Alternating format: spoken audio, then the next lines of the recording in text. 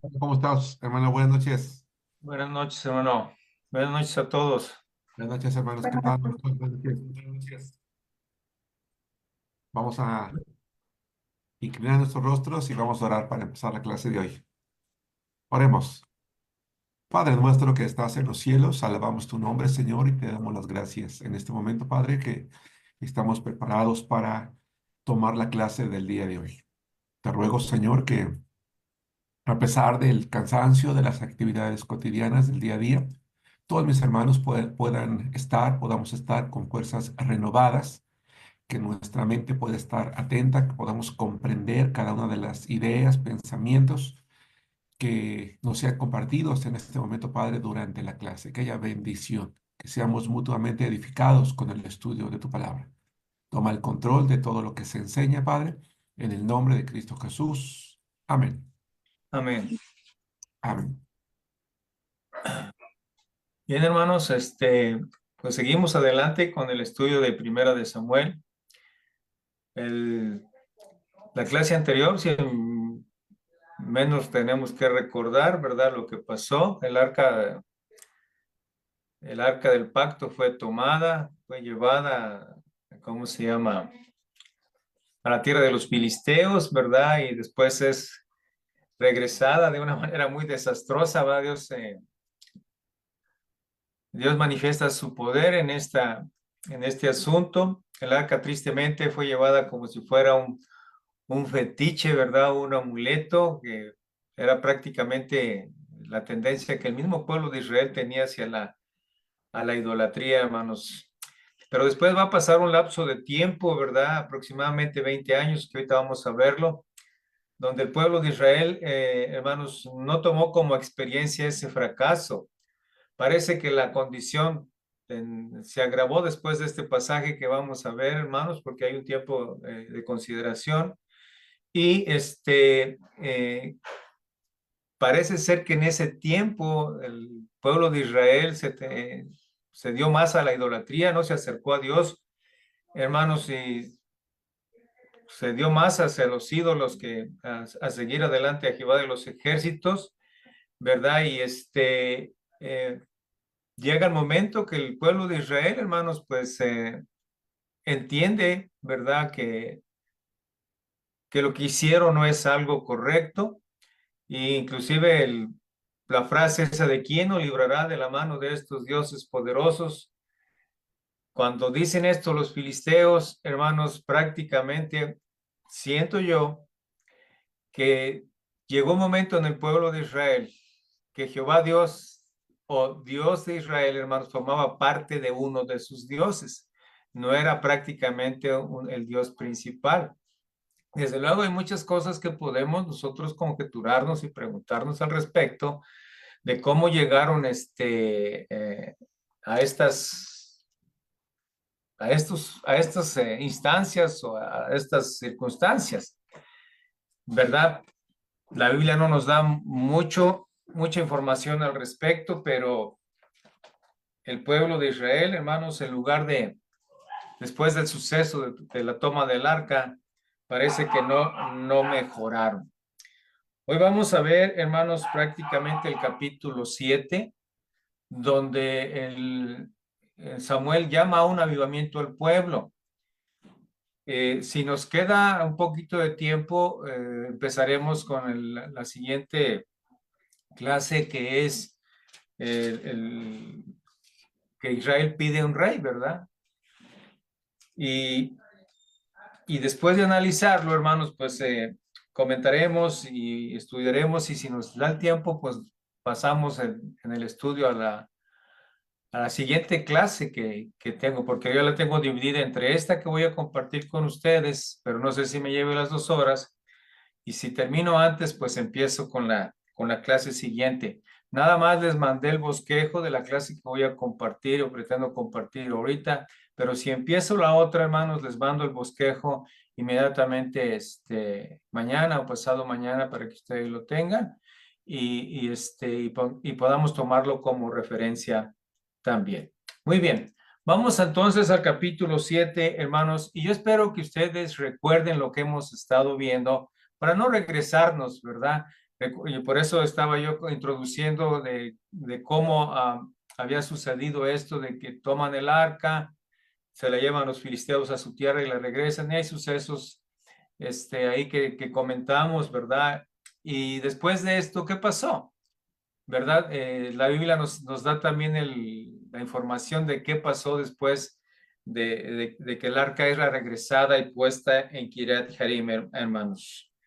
Vamos a empezar a leer el versículo capítulo 7 y voy a ir leyendo poco a poco. Voy a empezar, hermanos, versículo 1 y 2. Recuerden que estamos nosotros utilizando el método narrativo, ¿verdad?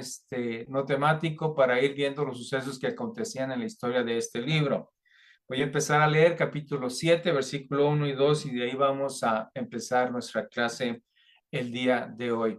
Y también, hermanos, en verdad les pido que participen, que hagamos interactiva la clase, porque entre más participen ustedes, yo creo que enriquecemos la clase. Si hay alguna duda, no, ¿cómo se llama? No duden en preguntar. Si yo no puedo contestar, pues trataremos de sacar ¿cómo se llama?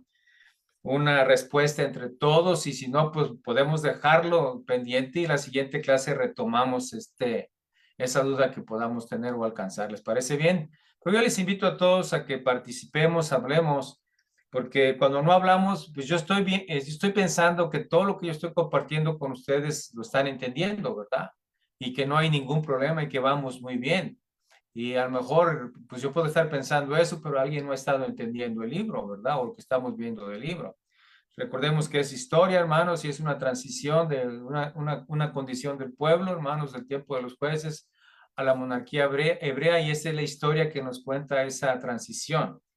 Pero no sé, si todo está bien, pues hermanos, yo espero y estoy confiando que estoy haciendo el trabajo correcto, ¿verdad? No estoy, ¿cómo se llama? Cerrado. Si ustedes me dan sugerencias o me dicen algunas cosas, necesitamos enfocar más la clase. Amén. Entonces, el dedito arriba, sigamos adelante. Muy bien. Empiezo a leer versículo 1 y 2, capítulo 7. Dice: vinieron los de Kiriat Jearim. Recuerden que el arca llegó ahí a esa ciudad o a ese pueblo, como ustedes quieran llamarle.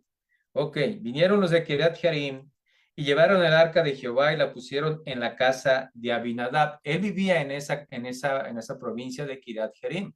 Desde luego, él vivía y la pusieron en la casa de él, que estaba situada, yo creo, un poco fuera de la ciudad, en el collado, como dice aquí la escritura. Y dice que, hermanos, santificaron a Eleazar, su hijo, para guardar el arca de Jehová. Y dice que desde aquel día llegó el arca hasta Kiriat Jearim. Dice, y pasaron, hermanos, muchos días. Y nos dice, hermanos, 20 años, y toda la casa de Israel se lamentaba en pos de Jehová. Vamos a ver el antecedente, hermanos, entonces en el versículo 1, 2, ¿qué pasó cuando llegó el arca ahí a ese lugar, verdad? Donde la llevaron a esta casa de Abinadab, hermanos, de Bet-Semes, que la trajeron, la trasladaron. ¿Recuerdan ustedes qué pasó en Bet-Semes, hermanos? Para traer el contexto. ¿Qué pasó ahí? Pues que unos israelitas, ¿cómo se llaman?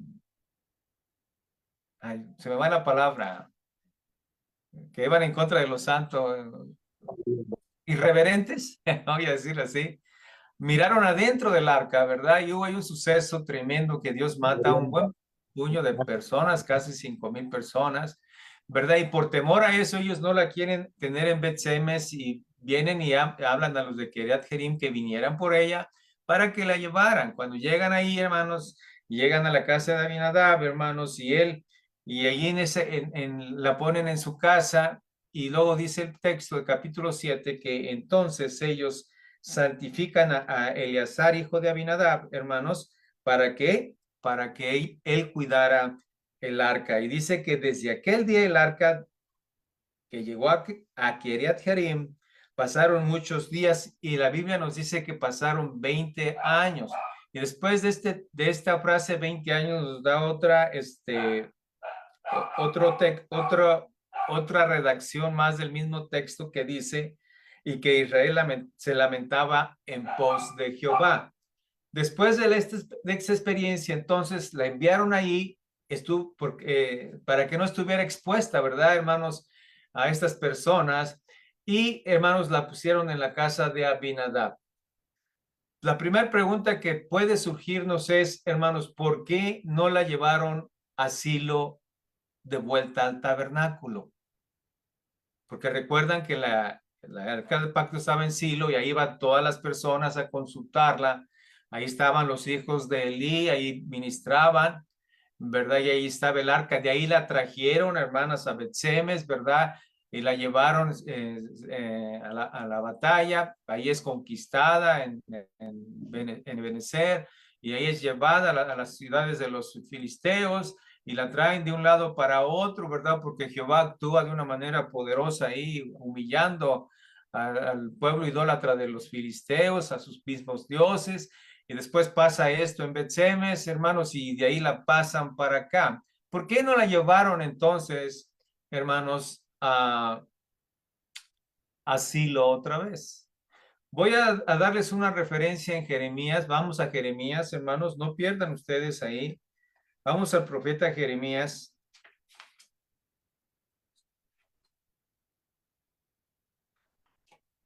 Y piensan que esta profecía está relacionada con este pasaje. Jeremías capítulo 7.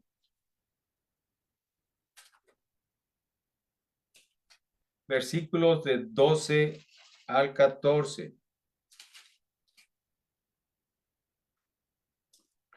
Amén, hermanos.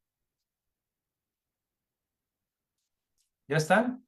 Listo, hermano. Ok, voy a leer.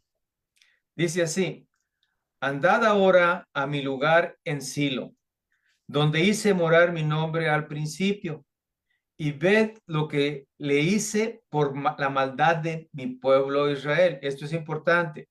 Y vean lo que yo le hice por la maldad de mi pueblo Israel. Ahora pues, por cuanto ustedes han hecho todas estas obras, dice Jehová, aunque os hablé desde temprano y sin cesar, dice, no oyeron. Les llamé, dice, y no respondieron. Muchos creen, hermanos, que este argumento de Jeremías está relacionado con este pasaje, y le está diciendo al pueblo prácticamente por qué ya no permitió que regresara el arca a Silo. Pero, hermanos, no permitió porque probablemente cuando fue conquistada ¿cómo se llama? O perdió Israel la batalla, van en contra de Silo, hermanos, la conquistan también porque dicen que van y ocupan sus ciudades, ¿verdad que sí?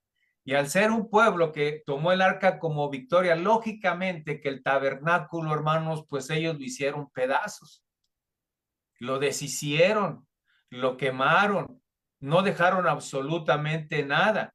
Y Jeremías nos da a entender que por eso ya no iba a habitar en Silo por la maldad de su pueblo. Como que Dios, hermanos, al tratar de restaurar otra vez voy a decirlo así, hermanos, la religiosidad del pueblo de Israel, pues ya, aunque después probablemente es restablecido, hermanos, quita esto, lo destruyen, en sí lo destruyen a la ciudad, destruyen el tabernáculo, y probablemente ya no regresa a ese lugar porque los filisteos destruyeron la ciudad de Silo. Y, hermanos, al estarlo ahí, pues lógicamente que el pueblo, cuando la recuperan, no tienen un lugar a donde llevarla.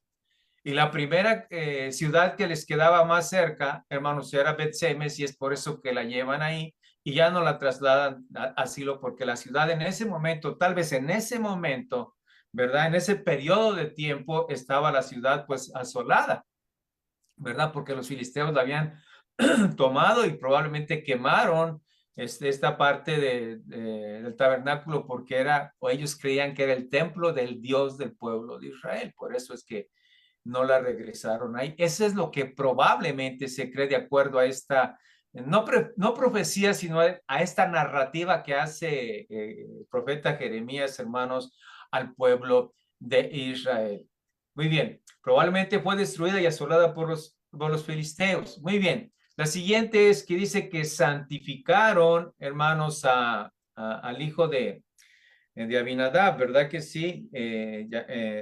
Llamado Eleazar.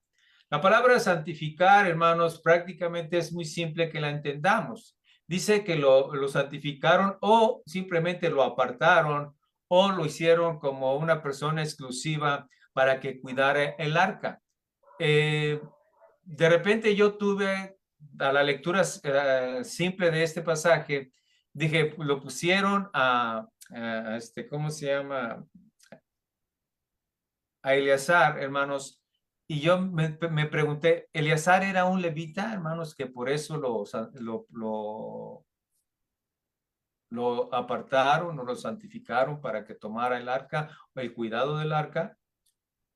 Muchos dicen sí, muchos dicen no.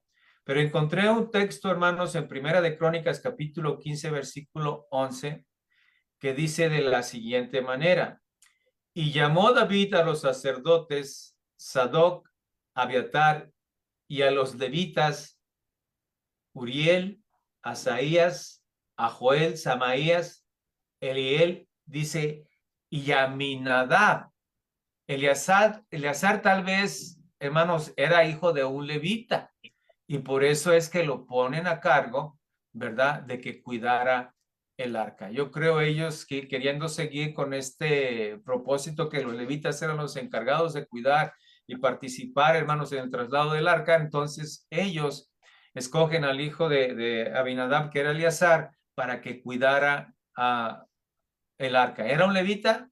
Primera de Crónicas nos da un dato que podemos llegar a pensar que sí era descendientes de los levitas. Y desde aquel día, hermanos, del capítulo 7, versículo 2 hasta el versículo 3, hermanos, hay un lapso de 20 años.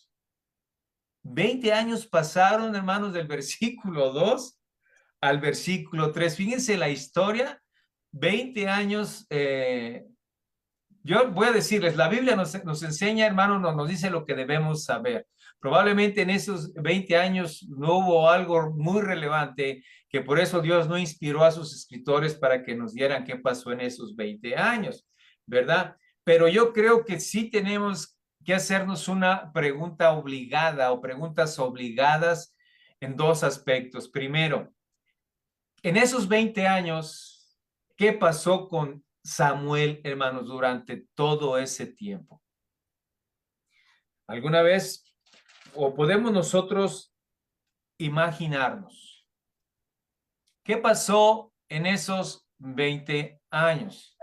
Por el versículo 17, si quieren ir al final del capítulo, el versículo 17 que lo vamos a comentar, pero hasta después, nada más ahorita lo voy a agarrar por referencia, dice el versículo 17 que después que Samuel después volvía a Ramá porque allí estaba su casa y ahí juzgaba a Israel y edificó allí un altar, dice, a Jehová, probablemente en los 20 años que Samuel, yo voy a darles mi punto de vista personal, que creo lo que pasó con el profeta Samuel, hermanos, durante esos 20 años. Yo creo que probablemente Samuel no estuvo quieto, hermanos, en esos 20 años, sino que Samuel probablemente estuvo cumpliendo su ministerio como predicador profeta de parte de Dios, haciendo las veces de sacerdote o tratar de estructurar de una manera más firme y más robusta, hermanos, el sacerdocio y los sacrificios al pueblo de Israel, ¿verdad? Pero también cumpliendo con con el liderazgo de juez que él tenía. O sea, él pasó estos 20 años en esas tres vertientes, como profeta, trabajando, hermanos, como predicador de la voluntad de Dios, también ejerciendo, hermanos, su sacerdocio, tratando de promover la adoración a Jehová y la santidad de los sacrificios, y también cumpliendo como juez o juzgando al pueblo de Israel, ¿verdad? Desde luego no puedo decir que, porque el versículo 17 nos dice que él construyó un altar a Jehová. Si ya no había un tabernáculo, pues él sacrificaba, ¿verdad? Como más adelante vamos a verlo, que él sacrificaba, hizo un altar, hermanos, y probablemente los que, voy a usar esto, hermanos, por lo que viene más adelante, con los que todavía, hermanos, estaban siguiendo de una manera honesta, ¿verdad? Y fiel al Dios de los ejércitos, a Jehová, el Dios de Israel. Porque cuando veamos el llamado al arrepentimiento, nos vamos a dar cuenta cómo estaba el pueblo o cómo estuvo el pueblo durante esos 20 años, que es la siguiente pregunta. No sé si ustedes quieran agregar algo, hermanos, de mi comentario. Ese es un comentario personal. Yo creo que él estuvo cumpliendo con sus oficios, ¿verdad?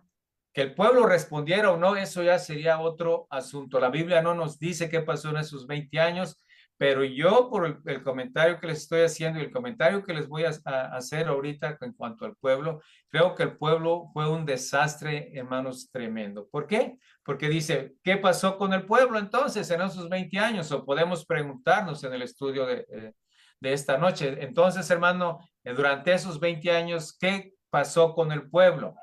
Yo los puedo invitar a ustedes, yo voy a dar mi opinión, pero si ustedes tienen otra opinión o quieren compartir un comentario al respecto, pues es bienvenido, hermanos. 20 años primero, 20 años, hermanos, donde en esos 20 años había una diversidad de generación. ¿A qué quiero decir con una diversidad de generación? Que probablemente a los primeros 4 o 5 años había una cantidad de personas o una generación de los descendientes del mismo pueblo que vivían en ese entonces, hermanos, que tenían algún contacto con todo lo que estaba pasando y sobre todo con la transmisión oral o la transmisión de la transmisión tradicional. Voy a usar la palabra tradición, hermanos, para que me puedan entender un poquito de lo que el pueblo de Israel hacía, todas sus tradiciones, todos sus sacrificios, todas sus fiestas, etcétera, etcétera. Pero al pasar 10 años, lógicamente, iba cambiando, hermanos, generación hasta llegar a los 20 años y probablemente cuando se cumplieron 20 años, ya la generación había estado muy poco influenciada, hermanos, por la adoración de Dios y por la adoración y la adoración a Dios y por el servicio del tabernáculo. Ya no estaba el tabernáculo, si Samuel había hecho simplemente un altar, hermanos, propiamente ya no había una figura donde ellos podían implementar o llevar a cabo sus tradiciones y sus fiestas solemnes y probablemente, no estoy seguro, hermanos, aquellas caravanas que se hacían en un principio, como vimos al papá y a la mamá de Samuel, ¿verdad? El Cana y Ana, ya no se estaban realizando. El pueblo ya era, la adoración a Dios ya era muy poca. Los que venían a sacrificar al altar con Samuel cumpliendo sus oficios, pues era muy poco, hermanos. Samuel trabajaba tal vez más como juez, aunque Samuel estaba predicando y predicando. El pueblo, hermanos, no era influenciado tan fuertemente por voy a decirlo así, la cultura del pueblo de Israel en cuanto a sus tradiciones culturales, pero también religiosas. Si no, hermanos, parece ser que estaban influenciados más por la cultura cananea y estaban ellos separados de Dios al grado, hermanos, que se corrompieron tan grandemente y fueron un pueblo más idólatras. Yo creo que en un 60 o 70% era un pueblo más idólatra que adorador de Jehová de los ejércitos. ¿Verdad, hermanos? ¿Por qué, hermanos, digo esto? Porque lógicamente que Dios les había dado una advertencia. Ellos habían llegado a ocupar una tierra de los cananeos que era una tierra completamente idólatra. Moisés hace una exhortación para que obedecieran el mandato de Jehová y obedecieran, hermanos, las instrucciones que Moisés les estaba dando antes de entrar a la tierra prometida, que se guardaran de la idolatría y la importancia de enseñar, hermanos, todas aquellas cosas que ellos estaban realizando a las nuevas generaciones. El pueblo de Israel, hermanos, quebranta este pacto, ¿verdad? Y en lugar de estar enseñando estas tradiciones a sus hijos, hermanos, ellos se corrompen con la idolatría cananea y lógicamente que el resultado era un pueblo contaminado con ella. Deuteronomio capítulo 4, versículo 9, hermanos, fue la instrucción que le dio Moisés al pueblo, les dijo, por tanto, guárdate y guarda tu alma con diligencia para que no te olvides de las cosas que tus ojos han visto. Fíjense bien, ni se aparte tu corazón todos los días de tu vida. Antes bien, les dice Moisés, hermanos, las vas a enseñar a tus hijos y a los hijos de tus hijos. Esto era muy importante que el pueblo de Israel lo hiciera. Yo puse una nota aquí, hermanos, que quiero compartirles y si quieren abrir comentario, abran el comentario y les invito a ello también. Dice así la nota que yo puse aquí. Qué importante es transmitir los principios divinos para que los obedezcan. Desde luego, primero con los ejemplos. Y si no hay responsabilidad en ello, puede llegar a tener resultados desastrosos. ¿Qué piensan ustedes? Es muy importante transmitir los principios cristianos o los principios religiosos y más cuando conocemos la verdad a nuestros hijos. Hermanos, ¿qué piensan ustedes? ¿Cuánto nos preocupamos nosotros, hermanos, por transmitir esto a nuestros hijos, a nuestra esposa? ¿Cuánto nos preocupamos nosotros por ello? Sobre todo con nuestros ejemplos, ¿verdad? Para esto. ¿Qué efecto puede traer que no lo hagamos o no lo dejemos de hacer? Hermanos, ¿tendrá esto que ver con la irreverencia en la iglesia? ¿Tendrá esto que ver, hermanos, con la falta de perspectiva que tienen hacia la iglesia, hacia Dios, hacia el Señor Jesucristo? De que en verdad no nos hemos preocupado por transmitir de una manera concreta a nuestras generaciones lo que en verdad es Dios, hermanos, o lo que Jesucristo es o ha hecho por nosotros, hermanos, y lo que significa no solamente la adoración, sino el participar en ella y en el participar y el compromiso de la obra de Dios. ¿Ustedes creen que tiene mucho que ver esto en cuanto a la indolencia dentro de las congregaciones? ¿Qué piensan ustedes?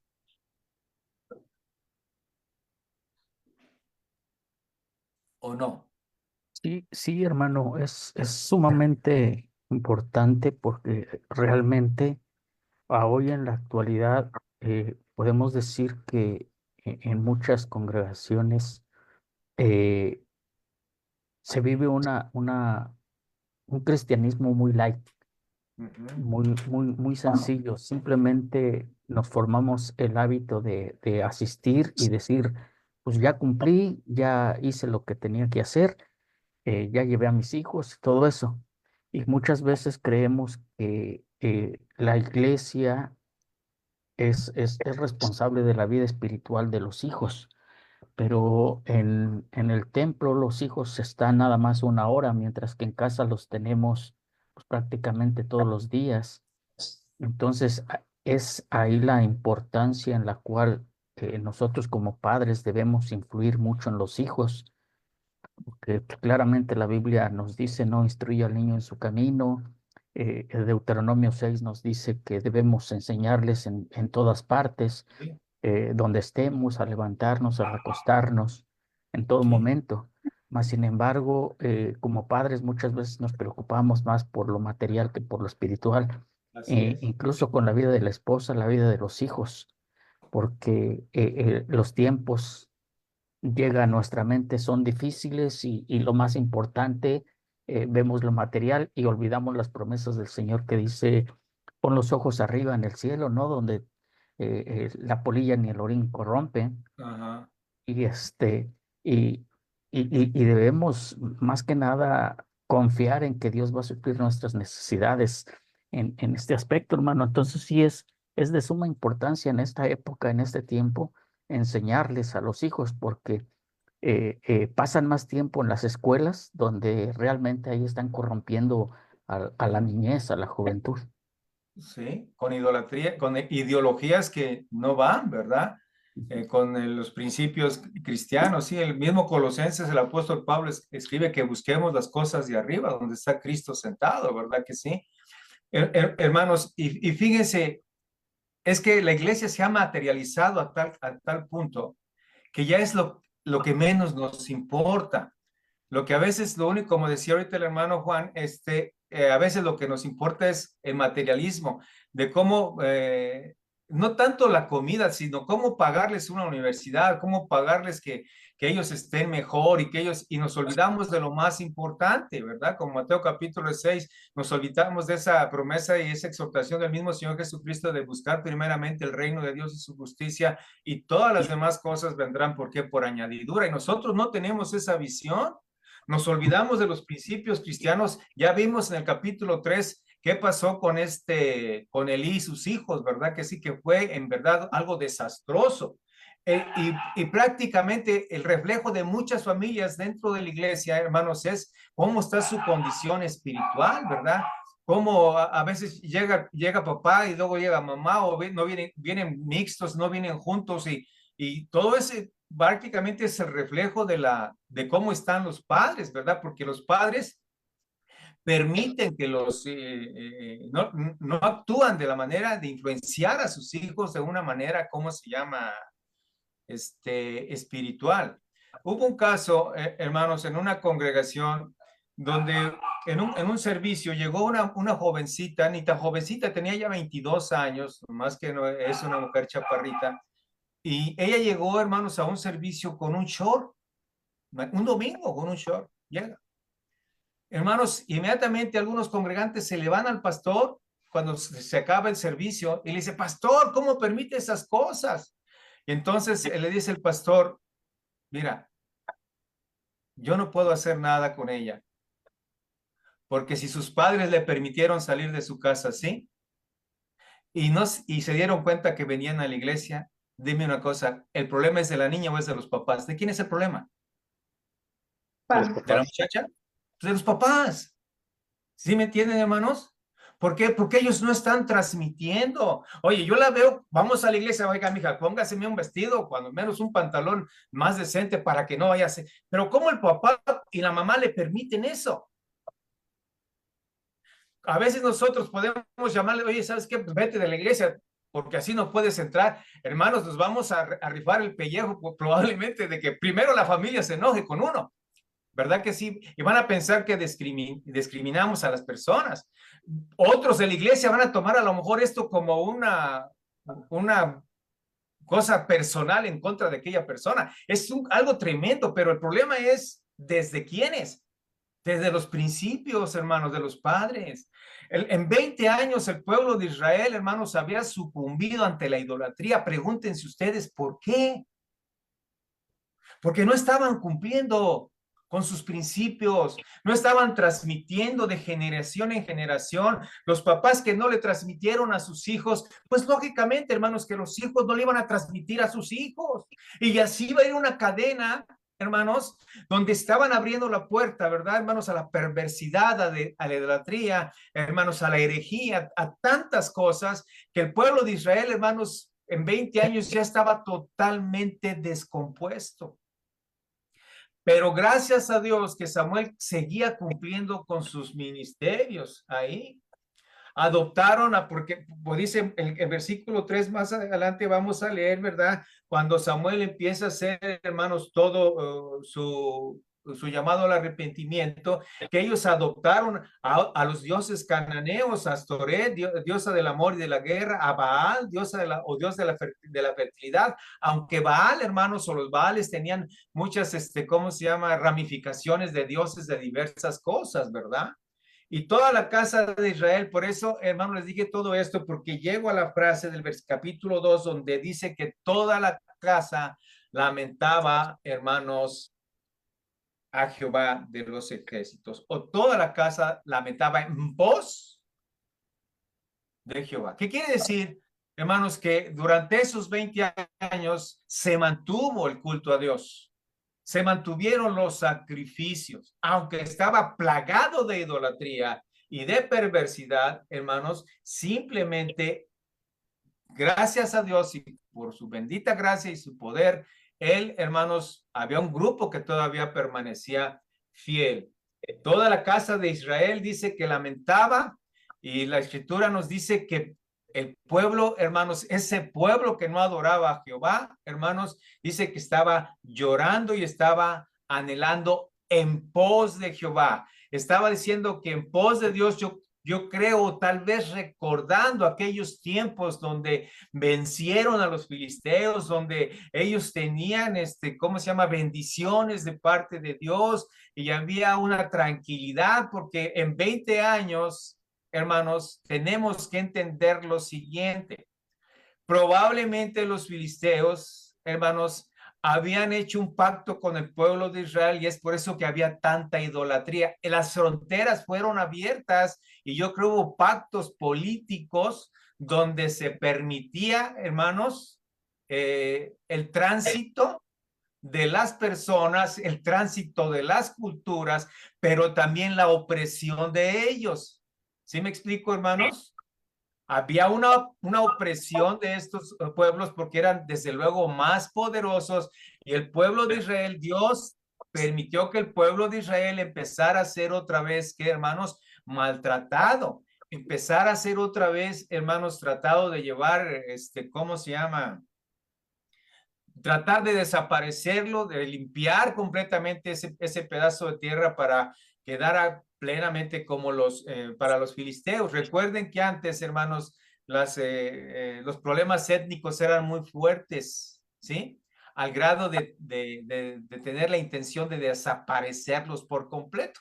La prueba está hoy mismo en Medio Oriente, el conflicto entre palestinos y en Cisjordania, ¿verdad, hermanos? Los jordanos que quieren atacar a Israel. El odio viene desde aquellos tiempos, hermanos, porque quieren acabar con el pueblo de Israel. Dios siempre ha guardado y lo guardará, pero no voy a hablar de la guerra, ¿verdad? Hablo simplemente tratando de que entendamos que el conflicto étnico, hermanos, entre ellos era y siempre va a ser muy grande. Entonces, por eso ellos empezaron, creo yo, o pienso yo, acepto otra opinión, desde luego, que todo esto empezó, ¿cómo se llama? A cargar otra vez, hermanos, al pueblo. ¿Qué les hizo cambiar? Me pregunto. Eso que les estoy contando, pero yo creo más, hermanos, que lo que les hizo cambiar más fue la falsedad de la idolatría. Vamos a Jeremías capítulo 2, versículo 28, hermanos, otra vez.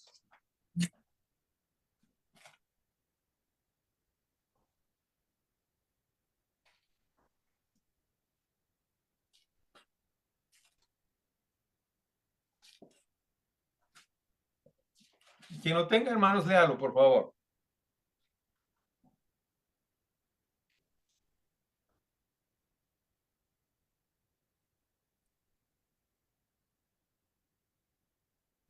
¿Es Jeremías 22, 28, hermano?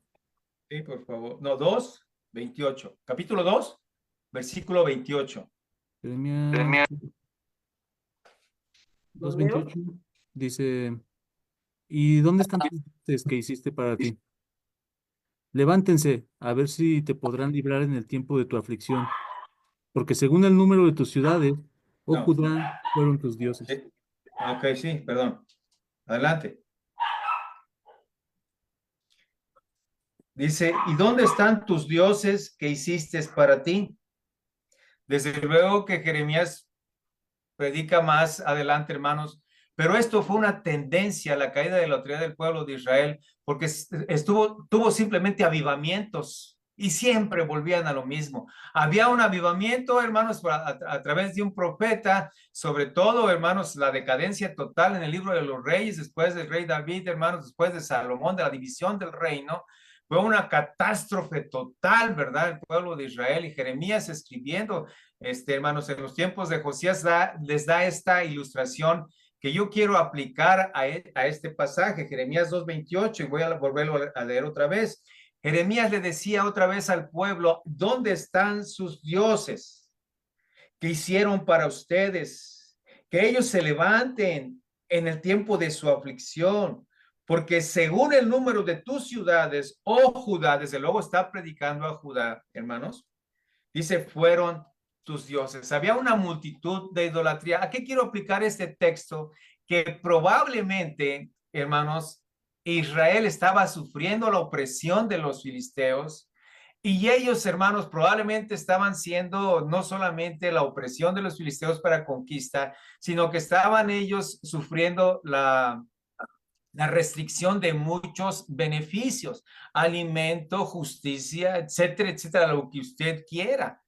Y ellos, hermanos, empezaron a clamar a esos dioses que ellos tenían. Por eso agarro de referencia a Jeremías capítulo 2, 28. ¿Y qué pasaba, hermanos? Nosotros sabemos perfectamente que eran dioses ¿qué? Dioses mudos. Israel no estaba recibiendo respuesta de ninguno de ellos. Y empezaron ellos a añorar a aquel Dios, hermanos, que consultaban a través de Samuel y que miraban la mano poderosa de Dios actuando, ¿verdad? A través de los labios de Samuel, diciéndole, por ejemplo, el capítulo anterior que iban a vencer a los filisteos, que iban a tomar el arca, y más adelante, ahorita vamos a ver que Samuel retoma el liderazgo, hermanos de Dios en Jehová, y es como vencen otra vez a los filisteos. Quiere decir que los filisteos estaban oprimiendo al pueblo a tal grado, hermanos, que ellos sintieron la necesidad de ser liberados otra vez de ese yugo, hermanos, que ya los estaba oprimiendo a tal grado y recuerdan o añoran, ¿verdad? Su relación con Dios o con Jehová de los ejércitos. Y están añorando eso porque ellos fueron a sus dioses, iban a sus dioses y lógicamente que esos dioses, hermanos, simplemente no les iban a contestar. Yo puse aquí, hermanos, un comentario que desde luego está abierto también para ustedes, del peligro que se corre cuando alguien se separa de Dios. Un pueblo separado de Dios, hermanos, es vulnerable. Un pueblo separado de Dios, hermanos, es un pueblo, hermanos, que está a merced del enemigo. Una iglesia, hermanos, separada de Dios, fuera de la voluntad de Dios, es una iglesia vulnerable. Es una iglesia, hermanos, que está expuesta, hermanos, al enemigo. ¿Qué quiere decir? Que el enemigo puede hacer muchas cosas hacia la iglesia. Yo puse aquí, el peligro de separarnos de Dios y de su adoración, que no era lo que el pueblo estaba haciendo, es que podemos perder el objetivo divino, hermanos. Y muchas cosas, yo puse aquí para no poner otra palabra, no sanas, pueden llegar a ocupar el corazón de cada uno de los del pueblo y llevarlos o llevarnos a cometer graves pecados contra Dios. Hermanos, se le conoce como la sutileza del pecado. ¿Qué tanto es? Tantito. El pueblo, hay una canción, no sé si ustedes recuerden, que se llama Amor Chiquito, ¿verdad? Dice que empezó por un dedito, ¿y qué pasó? A ver, es que son esos que son de mi generación. Empezó por un dedito y dice que la mano agarró. ¿Y después qué más? Y creo que fue llegando hasta a muchos lugares. Así empezó el pueblo de Israel, hermanos. A no cumplir con sus objetivos principales, que era la adoración a Dios, no transmitió a sus hijos, perdieron el enfoque de lo que era la adoración a Dios, hermanos.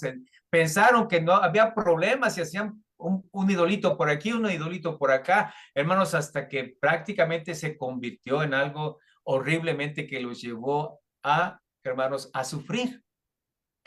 Y así pasa, yo creo que el peligro de separarnos de Dios puede llevarnos a situaciones y a cometer a hacer o llevar a cabo cosas muy peligrosas en nuestras vidas. Y yo puse aquí no sanas, hermanos, porque después de ser cristianos o decir que éramos cristianos o decir que somos cristianos, y a veces personas que no los mirábamos hacer cosas, ahora los vemos hacer cosas que pensamos que nunca iban a hacer. ¿Me explico, hermanos? Y dices tú cuando te dicen, fíjate que vimos al hermano fulano de tal así, y dices tú, imposible, no lo puedo creer. ¿El hermano? Pues sí. Porque él perdió, ¿qué, hermanos? El enfoque. Él perdió, hermanos, la visión de lo que en verdad era.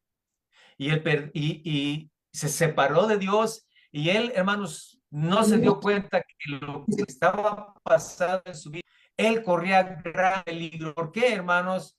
Porque el león, dice en la escritura, ¿verdad? En Santiago, que el león anda, el diablo anda como qué, hermanos? Como león rugiente, buscando a quién devorar. Hermanos, esto es una ilustración práctica, ustedes lo han visto en los programas de National Geographic o el otro Discovery Channel cuando pasan estos, cómo cazan los animales sus presas. Mientras la manada se mantiene en grupo, hermanos, es una manada fuerte, ¿verdad que sí? Pero ¿cuál es la técnica que usan los animales, los leones, las hienas, los tigres, hermanos, para poder cazar? Ellos empiezan a empujar a las manadas, ¿verdad? Tratando de que aparezca el más ¿qué? El más débil y más vulnerable. Y se van sobre él. Hermanos, cuando el pueblo se separó de Dios, ¿verdad? De su adoración, lógicamente, hermanos, que estaban abriendo una puerta, ¿a quién? A mí una escritura dice, ¿verdad? En Santiago. ¿Es en Santiago? Creo que sí. No deis lugar al diablo. Y el pueblo le dio lugar al diablo, hermanos. ¿Y qué pasó? Llegó a una situación donde tuvieron que clamar otra vez a Dios.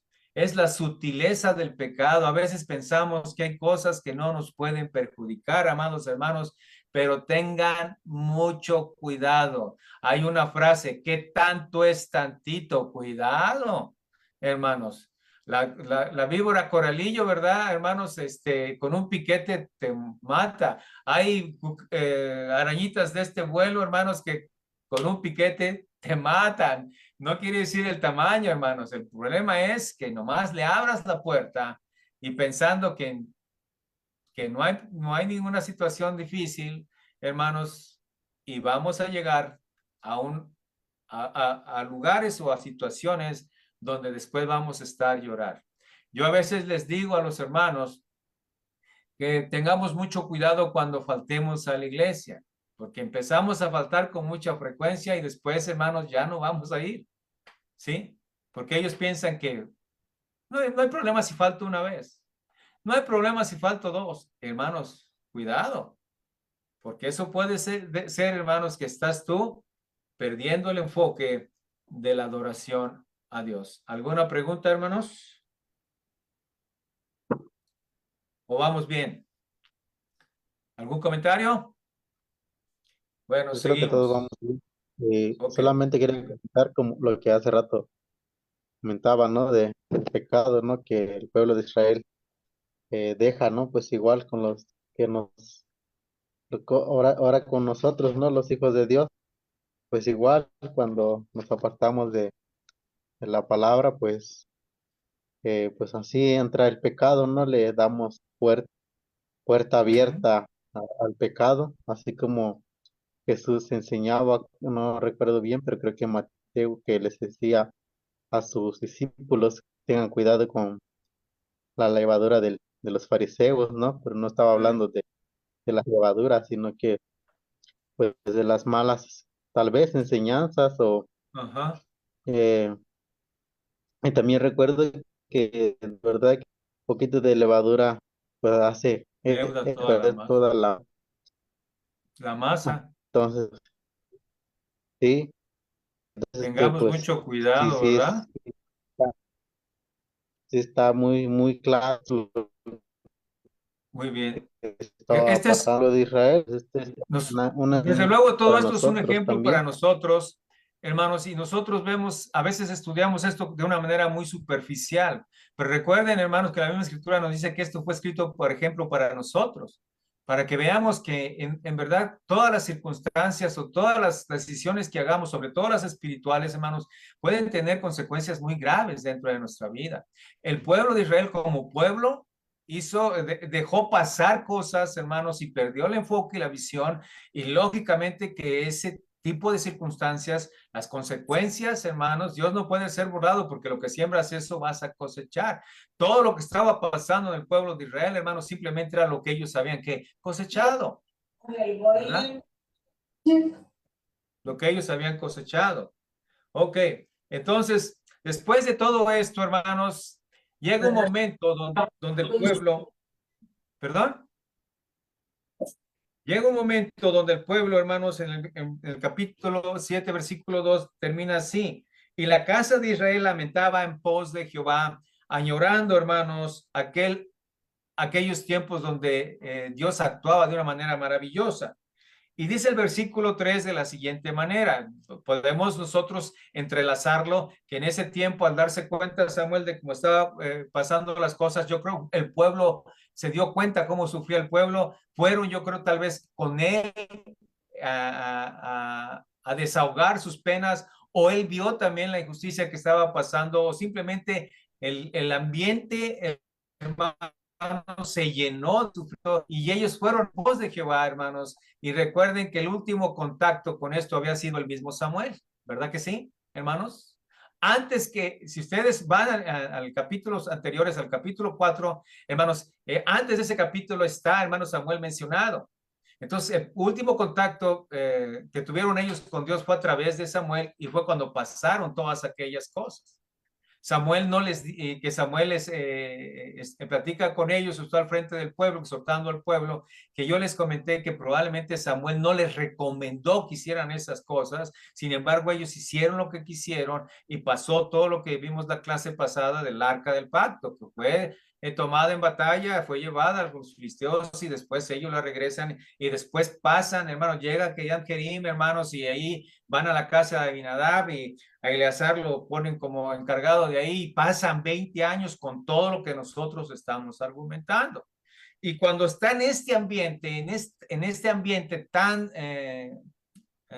hostil, hermanos, el pueblo se acuerda de Jehová y yo creo, no sé si así fue, ¿verdad? Yo creo que ellos fueron buscando el consejo de Samuel y es por eso que Samuel en el versículo 3 habla lo siguiente y dice, habló Samuel a toda la casa de Israel diciendo, si de todo vuestro corazón se vuelven a Jehová, y fíjense las palabras que Samuel está utilizando, que si de todo vuestro corazón se vuelven a Jehová, dice, quiten los dioses ajenos y a Astarot de entre ustedes y preparen su corazón a Jehová y solo a él sirvan y los librará, dice, de las manos de los filisteos. Hermanos, aquí está la exhortación o el llamado de Samuel al arrepentimiento. Muchos dicen que estaba llamando a un avivamiento.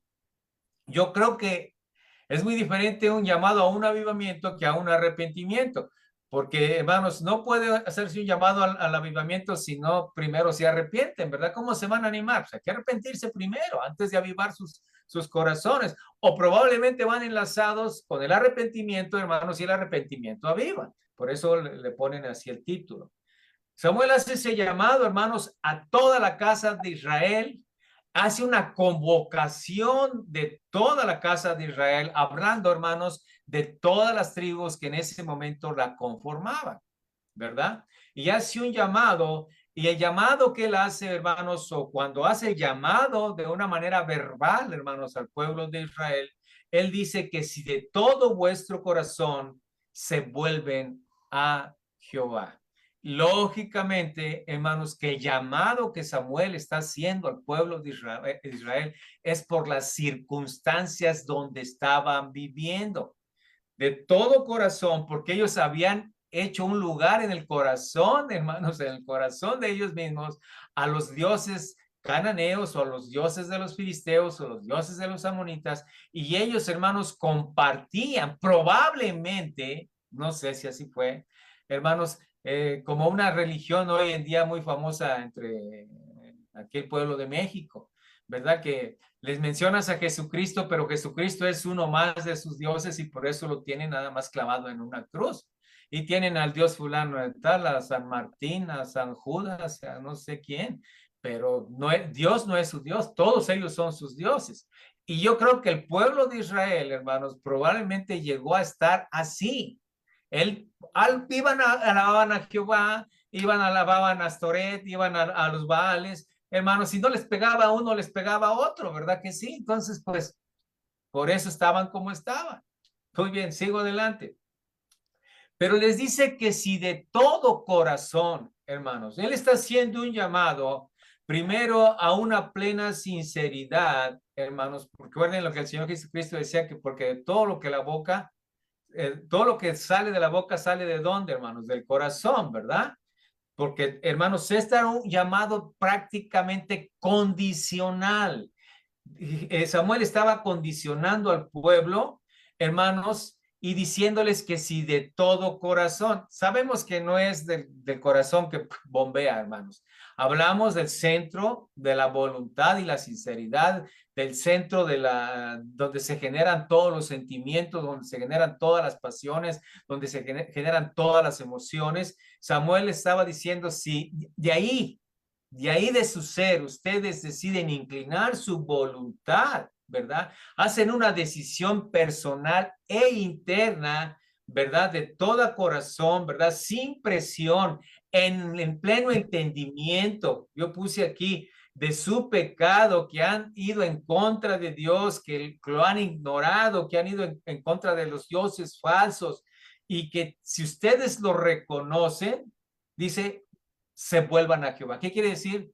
Se arrepientan o se den media vuelta de lo que ustedes están haciendo en sus vidas. Samuel hace un llamado a ese arrepentimiento al pueblo de Israel porque los estaba viendo afligidos, hermanos. Él les pide que hagan un giro de 180 grados. Sí, son 180 grados, ¿verdad, hermanos? Completo, totalmente completo, no completo, son 360, la mitad son 180, ¿verdad? Muy bien.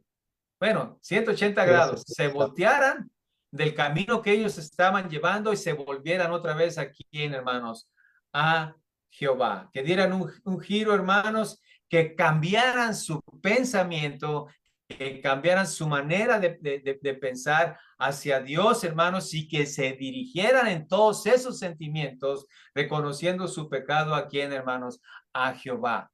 Que tomaran acciones externas, que tomaran acciones, hermanos, que donde se notara que en verdad el pueblo tenía un verdadero arrepentimiento, que hicieran, hermanos, que quitaran, que se separaran, no, hermanos, solamente quitarlos de, ¿cómo se llama? De los nichos, sino quebrarlos o quemarlos o no sé qué tendrían que hacer con ellos, hermanos, por esos dioses que ellos habían adoptado y que se volvieran otra vez, hermanos, de todo corazón a Jehová, que tenían que preparar su corazón, tener una voluntad dispuesta para él, para servir a Jehová, hermanos, que estuvieran sujetos ahora a obedecerle a él. El pueblo tenía que hacer esta, ¿cómo se llama? Esta decisión, restablecer otra vez la comunión con Dios. Y él dice, Samuel, él los va a librar.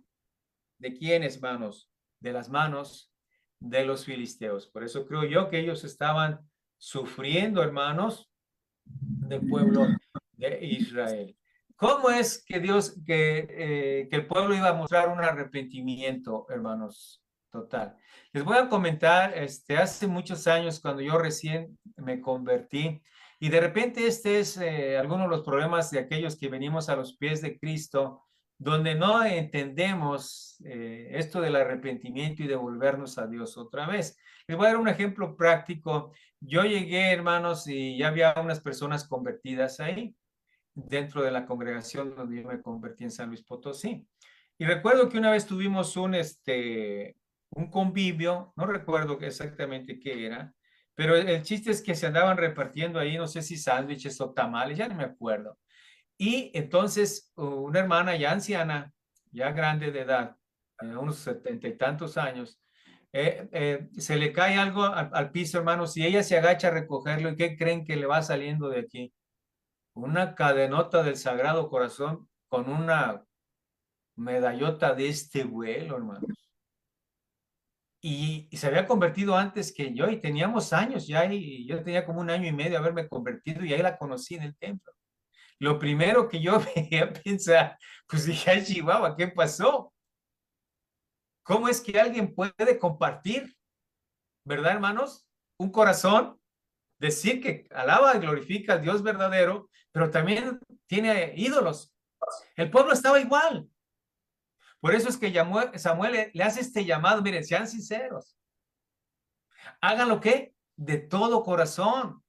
Cierren el corazón a otros y déjenle. El corazón nomás le va a pertenecer a quién? A Dios. Porque para Dios todo, hermanos, o nada, ¿verdad que sí? Así como las esposas, las mujeres a veces nos dicen, ¿verdad? Para mí todo el amor y todo el dinero. Y le dicen, no, no, no, ni todo el amor ni todo el dinero. Pero cuando ellas nos oyen hablar así, dicen, no, a mí todo o nada. Bueno, pues mejor nada, ¿verdad? O todo. Así es. Dios, hermanos, es así. Para Dios tiene que ser todo nuestro corazón. Dios es celoso, Él no va a compartir con otros dioses, hermanos, nuestra adoración, nuestra alabanza, ni nuestra fidelidad. Yo puse aquí, hermanos, esta nota para comentar con ustedes y la puse subrayada. Dice, hoy día los ídolos son mucho más sutiles que los dioses de madera y de piedra, pero son igualmente peligrosos. Cualquier cosa que tenga el primer lugar en nuestras vidas o que nos controle se convierte en nuestro Dios. Dinero, éxito, bienes materiales, orgullo o cualquier otra cosa puede ser un ídolo si toma el lugar de Dios en nuestras vidas. ¿Qué piensan ustedes, hermanos? Es ¿Creen, correcto, hermano. Es creen que hoy correcto. haya idólatras dentro de las congregaciones? ¿O haya Yo creo que sí. cristianos mixtos que estén pretendiendo alabar a Jehová y tengan otros dioses incrustados en sus corazones? ¿Qué piensan ustedes? Yo creo que sí, sí, sí, sí habemos, porque hay tal vez como la semana pasada que compartíamos, tal vez ahorita a lo mejor no adoramos imágenes, ¿verdad? Pero pues adoramos hacer otras cosas, ¿no? Pues nos enfocamos Dios que, trabajo. pues, trabajo, dinero, incluso a veces digo en la enfermedad, ¿no? Porque uno se enferma, tiene tal vez alguna enfermedad que pues a lo mejor pues tardará mucho tiempo en curarse y pues se queda con eso y si ya Pero, sigue, ajá, sigue pues teniendo esa parte, dándole más importancia a esa enfermedad, ese trabajo, el ajá. dinero, preocupaciones también creo que entra en eso también, pues lo hacemos como ídolo y otra de las cosas, pues igual con los jóvenes, con cada uno de nosotros, pues la tecnología, ¿no? El celular, porque es donde nos roba ese tiempo, ¿no? Porque nosotros podemos ir a alabar a Dios y estamos pues perdiendo tiempo, ¿no? En estar viendo otras cosas. Pero sí hay muchas cosas. Para mí, pues creo que hay muchas cosas que, como, aunque somos cristianos, porque a veces como que nos justificamos, es que ya no soy este, ya no soy el otro, pero pues no nos damos cuenta que aún tenemos esos ídolos en nuestros corazones, ¿verdad? Y Ujú. pues creo que hay muchas cosas, hermano. Por el momento es todo. Ok. ¿Algún otro comentario, hermanos? Yo les voy a dar un testimonio personal. Cuando yo recién me convertí, hermanos, pues yo tenía un trabajo donde tenía que eh, una semana en los domingos, otra semana, ¿no? Y y de repente ya fui caminando dentro del cristianismo, terminé ese trabajo y pusimos un negocio mi esposa y yo. Pero hermano, nosotros abríamos hasta los domingos, en verdad. Y nosotros somos los dueños del negocio. Y una vez me dijo mi pastor, me dijo, oye Gerardo, ¿has pensado alguna vez cerrar los domingos para venir a la iglesia? Porque a veces para muchos es bueno tener dos servicios, uno en la mañana y otro en la tarde. Pero dicen, no, no voy en la mañana, voy hasta en la tarde, ¿verdad? Y muchos se acomodaban así. Pero hoy en día es más difícil porque ya nada más hay puros, la mayoría tenemos servicios en la mañana. Y él me dijo, tratando de animarme, que si había pensado yo en cerrar los domingos para estar en la iglesia. ¿Y saben qué fue lo que le contesté, hermanos? Hasta me da vergüenza de decirlo. Dije, ¿a poco usted va a mantener a mi esposa y a mis hijos? Así le contesté. Hoy me da vergüenza decirlo, hermanos. Ahora que soy pastor me da vergüenza porque a lo mejor muchos han de pensar lo mismo es cuando yo doy esa exhortación, ¿no? Me la van a revirar inmediatamente igual. Pero hermanos, pero en verdad hay el ídolo del trabajo, el ídolo del negocio, el ídolo del dinero, el ídolo de tener, el ídolo de esto, y luego hay muchos que el ídolo de la enfermedad, porque hermanos se quedan en cama hasta porque les duele un dedo, ¿verdad? Pero para ir a otras cosas no les duele nada. Entonces hay otros ídolos y es muy sutil la idolatría, hermanos, dentro del cristianismo, y hay muchos que simplemente tenemos oportunidad de ir a la iglesia los domingos y por cualquier cosa simplemente no lo hacemos. ¿Por qué? Hay necesidad, necesito trabajar, necesito cumplir, pero hermanos, probablemente podamos entender a aquellos que tienen patrones y que necesitan de veras el trabajo y que tienen que, ¿cómo se llama?, subordinarse a las órdenes de esas personas. Pero hermanos, ¿qué de aquellos que podemos hacer cambios o tenemos esa oportunidad y simplemente no lo hacemos? No es porque no queramos, no porque no podamos, perdón. Es simplemente porque, hermanos, porque no queremos, ¿verdad? No queremos. Ya no son ídolos de madera, ya no son ídolos de piedra, son ídolos, hermanos, del materialismo, de donde hoy está llena la iglesia, ¿verdad? Porque estamos nada más sobre lo material. Queremos hacer esto, queremos hacer aquello. Y no se diga dentro de los jóvenes, ¿verdad? ¿Cuántos jóvenes hay que en verdad yo tenía alrededor de 14 o 15 jóvenes y hoy no tengo más que uno o dos en la iglesia? La cuarta parte están haciendo por su vida, hermanos, porque ya necesitan encarrilarse con sus trabajos, sus carreras, y a veces no vienen el domingo porque trabajaron en la noche y el domingo no les dio oportunidad, o porque se fueron o se van a ir porque están estudiando fuera en la universidad, y pues el domingo se van en la mañana para descansar y no vienen a la iglesia, y los papás, ¿qué están haciendo? No hacen nada, hermanos, para enseñar, ¿verdad? No hacemos nada para motivar a nuestros hijos, a nuestras familias, porque los padres estamos exactamente iguales, ¿verdad? Ay, no, hermano, no voy a ir porque voy a ir a arreglar aquella cosa, voy a rentar la casa y la voy a arreglar. ¿Y por qué la tienes que arreglar el domingo, hermano? Pues arregla el otro día, ¿verdad? ¿Por qué la tienes que arreglar el domingo? No, es que el domingo es cuando tengo tiempo. Qué triste, hermanos. En verdad es muy triste. Ahí está el ídolo del materialismo, bien centrado, hermanos, y pretendemos estar alabando a Dios y pretendemos estar diciendo a Dios. No, también hay otros ídolos que estamos adorando que nos han quitado el gozo, hermanos, de la adoración a Dios. Muy bien. ¿Cuál fue la respuesta del pueblo, hermanos? Preparen su corazón a Jehová y a él solo sírvanle.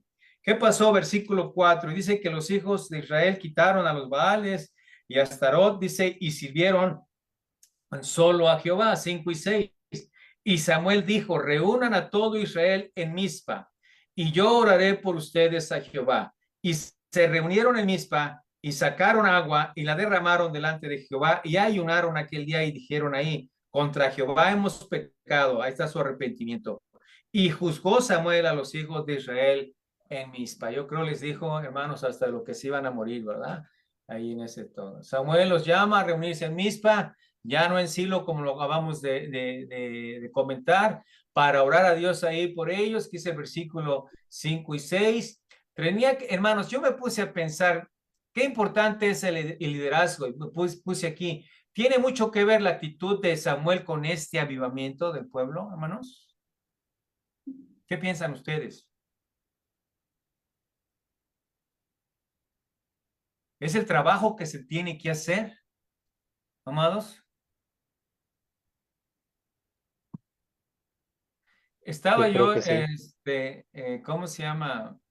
Hablando en 1 Corintios, prediqué el domingo en la iglesia, 1 Corintios, capítulo 1, versículo del 1 al 9, hermanos, donde el apóstol Pablo habla de una iglesia enriquecida. Y yo comentaba, hermanos, acerca de Chloe, que le dijeron al apóstol Pablo los problemas que estaban teniendo en la iglesia de Corinto. Y les decía a los hermanos si Chloe era una familia de chismosos o no. De luego nos pedí su opinión porque estaba predicando, pero le dije, piensen en ello. Y les di, hermanos, cuando menos 3 o 4 citas de lo que el apóstol Pablo dio, hermanos, de la responsabilidad que teníamos como pastores y de la responsabilidad que tiene la iglesia, hermanos, de cuidarse unos con ellos. Y preguntaba y les comentaba que qué importante es, hermanos, poder exhortar a la iglesia o que la iglesia se exhorte entre ellos mismos. Hermanos, ¿qué importancia tiene el liderazgo en una iglesia como la de Samuel? ¿Creen ustedes que tuvo que ver mucho el liderazgo de Samuel con el pueblo de Israel? Yo Hermanos, opino, ¿sí me escuchan ahí? ¿sí? Bueno, yo opino que sí tuvo mucho que ver, hermano, porque recordando lo que pasó con Elí, precisamente fue lo contrario. Él dejó de mostrarse, dice la Biblia, que no les impidió, no les estorbó, es la palabra que usa. A veces nos conformamos con nuestra salvación de forma personal y a veces decimos nosotros mismos, bueno, es problema de la otra persona, ¿no? Él tendrá que darse cuenta a su tiempo o basta con que llore por él, pero entonces ahí también estamos siendo egoístas y estamos siendo, pues sí, estamos haciendo a un lado nuestra responsabilidad, porque pensamos que solamente el ejemplo es importante, pero si hemos sido llamados para hablar, tenemos ¿Sí? que hablar, tenemos que exhortar a las personas. Pienso yo, hermanos, es mi punto de vista. El apóstol Pedro decía que miráramos por el rebaño porque tendríamos que dar cuentas, ¿no? Del rebaño. Hermanos, y yo enfocaba, y lo traigo ahorita a colación porque quiero que entendamos lo siguiente. Qué importante es el cuidado, en verdad, o el liderazgo de una persona, hermanos, o que la iglesia entienda su liderazgo dentro de la propia iglesia, porque la iglesia se cuida uno a otro. Yo les decía, por mi cabeza llegó a pasar como pastor, llegué a recibir este tipo de consejos. Yo dije, si yo me doy cuenta que un hermano anda mal, pues hermanos, ¿a mí qué me importa? Es asunto de él, como dice el hermano Eric, voy a orar por él, a ver esto y a ver aquello. Es como si un miembro de la iglesia, ¿verdad, hermanos? Hablando de disciplina, se da cuenta que un hermano anda mal y simplemente yo, por no meterme en problemas, ese es asunto de él. Recuerden, hermanos, que una manzana podrida puede echar a perder a todo un canasto. Si nosotros sabemos que una persona anda mal, si el pastor sabe que una persona anda mal dentro de la iglesia, hermanos, y no les dice, Samuel, hermanos, hizo un llamado al arrepentimiento y las palabras que Samuel dice de todo corazón, pero hermanos, Samuel se pondría así, hermanos, pues de todo corazón, vuélvanse a Dios. ¿Ustedes creen que fue muy dulce Samuel cuando les llamó? Hermanos, preparen su corazón, vuélvanse, porque luego dice el versículo 5, hermanos, que los mandó llamar a Mizpa, ¿verdad, hermanos? Y les dijo que se pusieran las pilas. Si Samuel siempre hubiera escuchado, no, pues ustedes tienen la culpa, ¿para qué andan ahí de idólatras, verdad? Mire, yo aquí sigo sacrificando y el que quiera venir aquí a sacrificar bien y el que no, pero no, hermanos.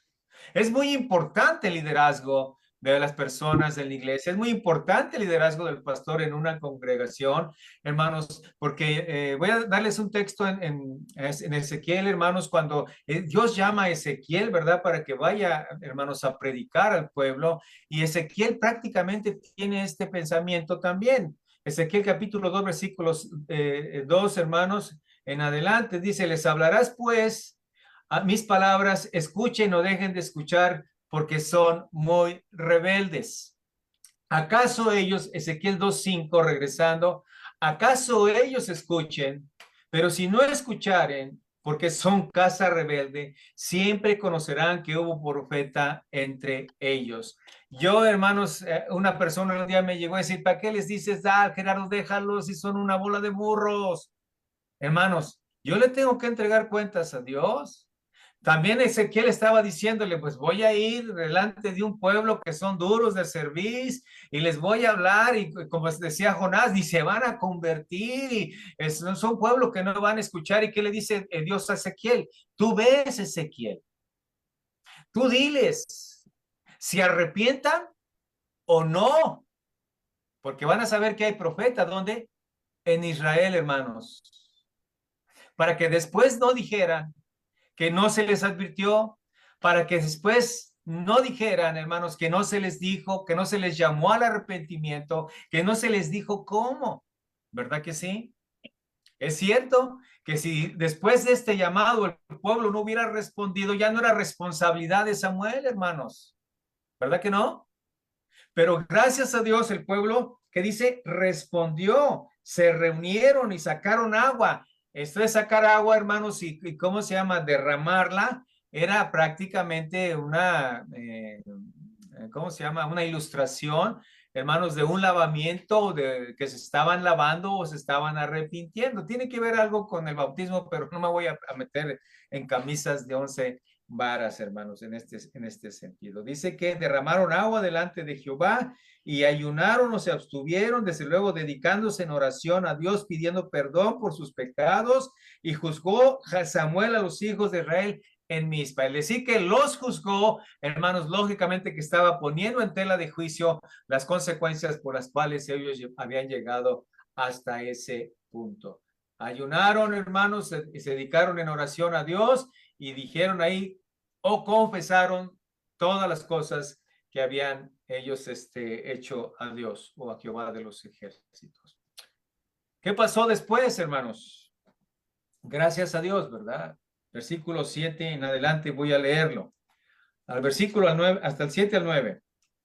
Dice, hermanos, y cuando oyeron los filisteos que los hijos de Israel estaban reunidos en Mizpa, subieron los príncipes de los filisteos contra Israel, probablemente pensando que se estaban sublevando, hermanos, e iban a perder el control del pueblo.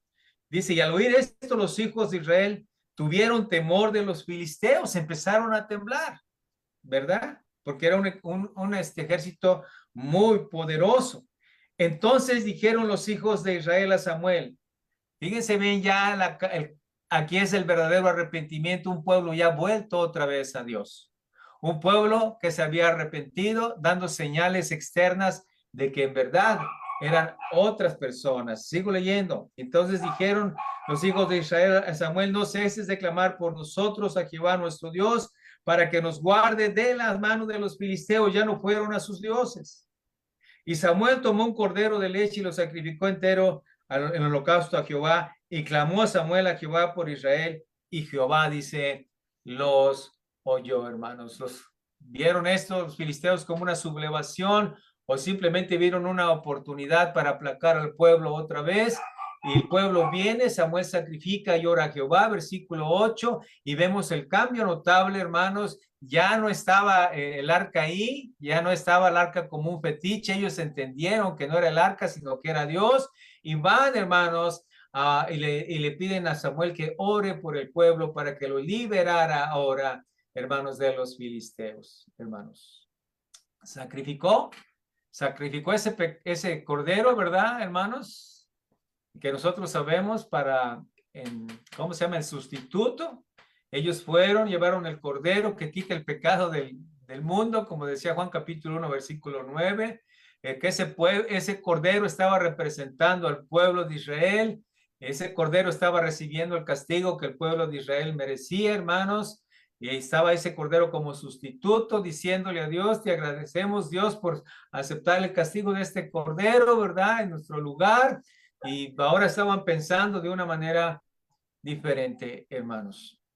Cuando yo estaba escribiendo esto, hermanos, y cuando lo prediqué, no pude hacer ¿cómo se llama?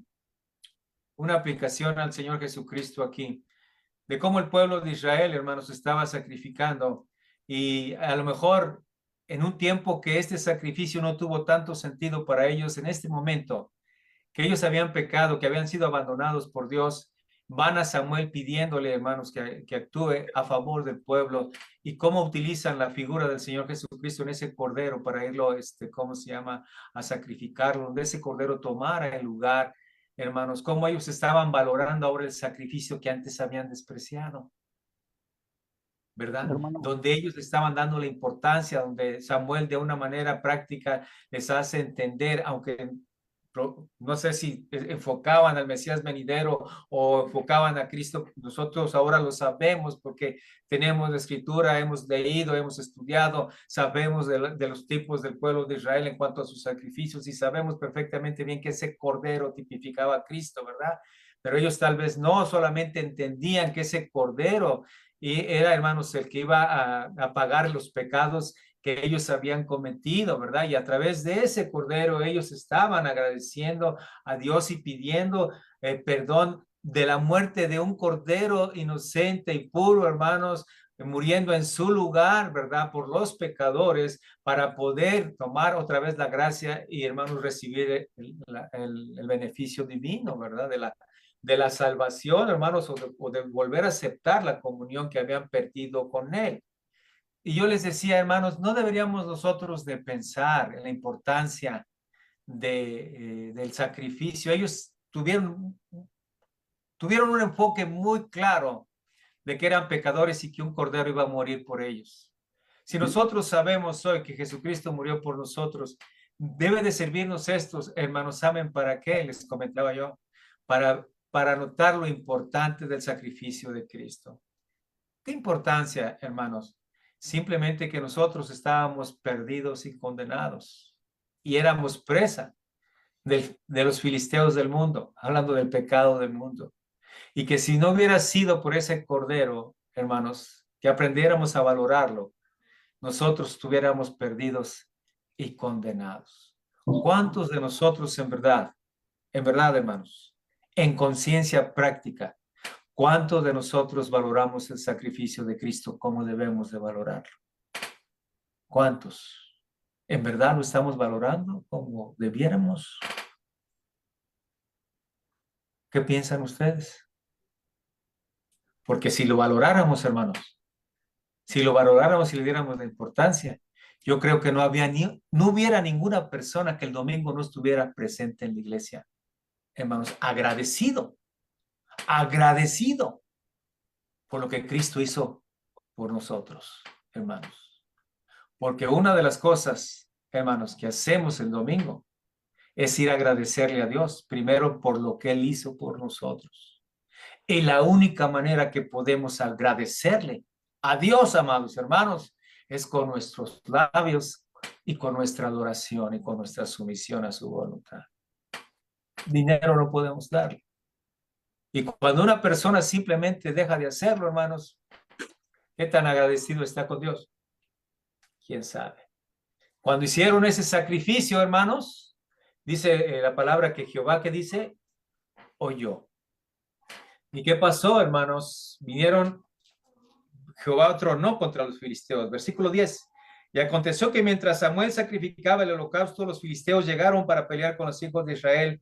Mas Jehová tronó aquel día con gran estruendo sobre los filisteos y los atemorizó y fueron vencidos delante de Israel.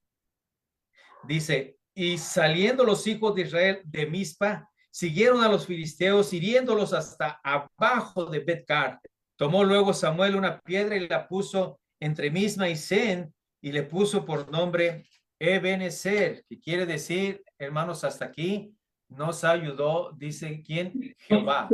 Y así fueron sometidos los filisteos y no volvieron más a entrar en el territorio de Israel. Y la mano de Jehová estuvo contra los filisteos todos los días de Samuel. Y fueron restituidos los hijos de Israel a las ciudades que los filisteos habían tomado. Y los israelitas desde Cron hasta Gad, e Israel libró su territorio de mano de los filisteos. Y hubo paz entre Israel y el amorreo. Y juzgó Samuel a Israel todo el tiempo que vivió. Y todos los años iba y daba vuelta a Betel, a Gilgal, a Mizpa, y juzgaba a Israel en todos estos lugares. Después volvió a Ramá, y porque ahí estaba su casa, y ahí juzgaba a Israel, y edificó allí un altar a Jehová. Hermanos, Jehová dice que tronó. Nosotros podemos entender algo muy simple. ¿Qué quiere decir? ¿Qué hizo Dios? ¿Una tormenta? ¿Vendría una tormenta sobre de ellos? ¿Rayos, centellas? No sabemos, ¿verdad? Pero si hubo algo tremendo ahí, en esa batalla, que dice que atemorizó, ¿verdad, hermanos? Confundió a los filisteos, hermanos, que fueron presa del pueblo de Israel y fueron vencidos delante de ellos. Fíjense bien, yo creo, hermanos, que los de Israel, el pueblo hizo muy poco. La victoria otra vez fue de quién? De Jehová, de los ejércitos. Y luego, hermanos, de un texto que muchos usamos a veces, ¿verdad? Sobre todo hasta un mensaje de fin de año, ¿no? Hasta aquí nos ayudó Jehová. Ebenezer es piedra de ayuda, hermanos. ¿Verdad? Era una costumbre en aquel entonces que se levantaba, hermanos, con un altar o un símbolo, ¿verdad? Donde, para que el pueblo recordara. Si ustedes recuerdan a Abraham, Abraham tenía esa costumbre de levantar altares a Dios, ¿recuerdan, hermanos? Y siempre que levantaba un altar era simplemente no sé si monolito, pero era un montículo de piedras, hermanos, arreglado, ¿verdad? Para recordar acontecimientos que habían pasado. Entonces ahí, ¿cómo se llama? Samuel levanta este montón de piedras y le pone Ebenezer, quiere decir piedra de ayuda, diciendo que hasta aquí Dios nos había ayudado. Recordar esa victoria que había ganado Dios o que Jehová le había ganado, porque el pueblo se había arrepentido, porque el pueblo se había humillado delante de él. Hasta aquí nos ayudó Jehová. Desde luego, hermanos, iba a haber muchas cosas más por delante, ¿verdad que sí? Iban a pasar otras cosas, pero hasta ese momento, hermanos, Dios estaba ayudando al pueblo de Israel. Había mucho por delante que se tenía que lograr, pero en ese momento Dios estaba actuando, hermanos, ayudando al pueblo de Israel, hermanos. Voy a hacerles, hermanos, un dato de intriga le puse yo. ¿Por qué un dato de intriga? Si quieren regresar al capítulo 5, hermanos, vayan al capítulo 5, versículo 1. ¿Qué notan ustedes ahí? Ayúdenme. ¿Qué notan ahí en el capítulo 5, versículo 1?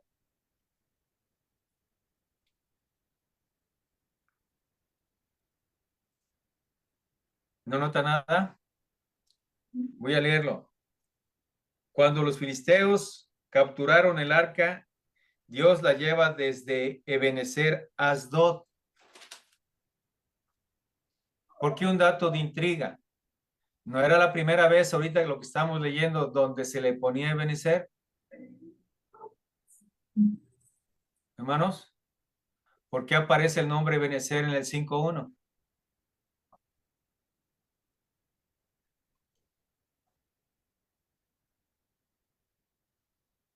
¿No? Piensen. Y déjenme decirles que el libro de Samuel está lleno de algunas contradicciones, pero no es nada grave, más quiero que pensemos. Por eso digo, dato de intriga. ¿Por qué está Ebenezer ahí si todavía Samuel no decide Ebenezer? Piedra de ayuda. Piénsenle. Ahora, la pregunta de los 64, ayúdenme porque yo también me la hice muchas veces. ¿Por qué creen ustedes que está ahí, Ebenezer? Inclusive yo en uno de los mapas que les dije que en la toma del arca que fue tomada, pelean prácticamente en ese lugar. La pelea se repite después de 20 años, el mismo escenario está. Salen, hermanos, a enfrentar en ese mismo lugar a los filisteos.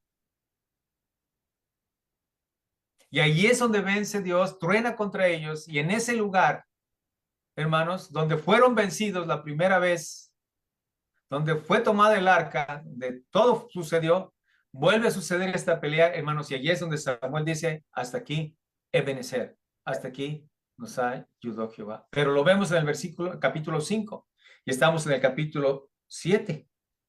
¿Qué pasó? ¿Nunca se han topado con alguna cosa parecida, hermanos, cuando están estudiando, leyendo la Biblia? Piensen, hermanos, porque ya tenemos poco tiempo.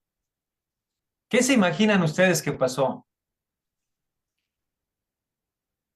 ¿Yo puedo opinar, hermano? Pues claro, adelante. Fíjese, algo personal me pasó a mí. ¿Sí? Este, empiezo hace 3 años, le entregué mi vida a Cristo, soy salvo. Después al año me bautizo y entonces había en mi corazón un deseo muy fuerte de servirle, ¿no? Y vi una necesidad que había en la iglesia, una camioneta para trasladarnos. Y dije, pues yo voy a comprar esa camioneta. Y tomé un trabajo, hermano. Tomé un trabajo, Ujú. me fui para Saltillo, estuve allá un tiempo, gracias a Dios, pues no dejé de ir a la iglesia porque pues fui con los hermanos Michalón, pero hubo un día que estaba estudiando la Biblia y yo me sentía un poco triste, ¿no?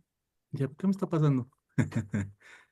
Este, y leí clarito, decía ahí, apartarse de mí, decía Dios, apartarse de Dios. Pero yo entendí que me lo dijo a mí, Señor, ¿no? Apartarse de mí es maldad. Y yo lo entendí, o sea, Dios me estaba hablando a mí, me decía, yo a donde te llamé fue a San Juan del Río, ¿no? Donde yo te puse fue en San Juan del Río, a donde yo te llevé fue a San Juan del Río, ¿qué es aquí? Dejé de hacer todo lo que estaba haciendo, hermano, y me postré al piso.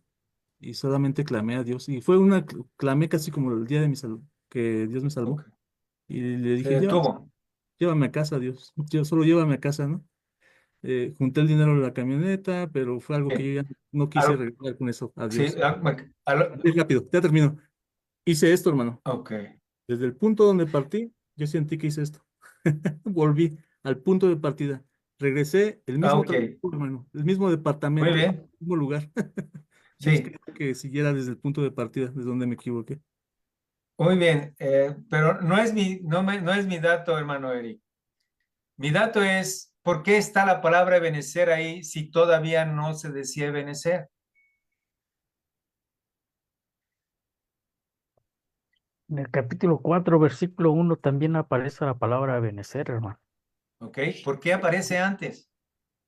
porque es un lugar estratégico realmente donde se enfrenta esa batalla, Pero ¿no? si va, ok. ¿Cuál es mi intriga? ¿Ok, hermanos? Si se supone que ahí gana Israel, ¿verdad? En el capítulo 7, y ahí es donde se origina la palabra Ebenezer. ¿Estamos? Para que me entiendan el punto. ¿Sí, hermanos? Se supone que desde ahí se debería de generar la palabra Ebenezer, no antes.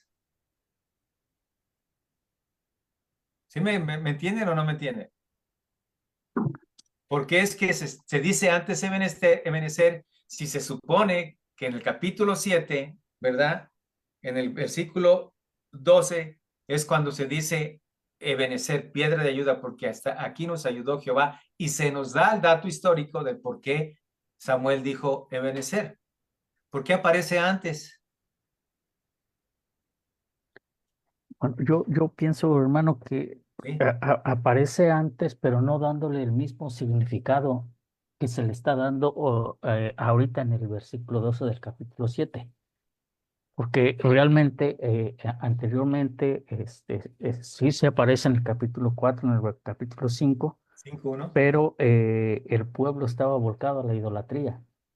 Y Ajá. precisamente ahí en el capítulo 7 donde ya empieza el pueblo a arrepentirse de su idolatría, y cuando Dios empieza a obrar prácticamente sí, a obrar, a trabajar, a derrotar a los filisteos, es cuando creo yo que aparece ya el significado de esa palabra realmente, Ebenezer, porque hasta aquí el Señor les ayudó.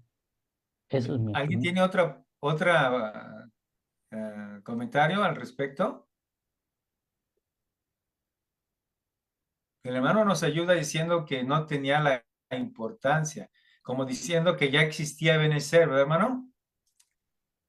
O el lugar ese de Ebenezer. ¿Alguien tiene otro comentario, hermanos?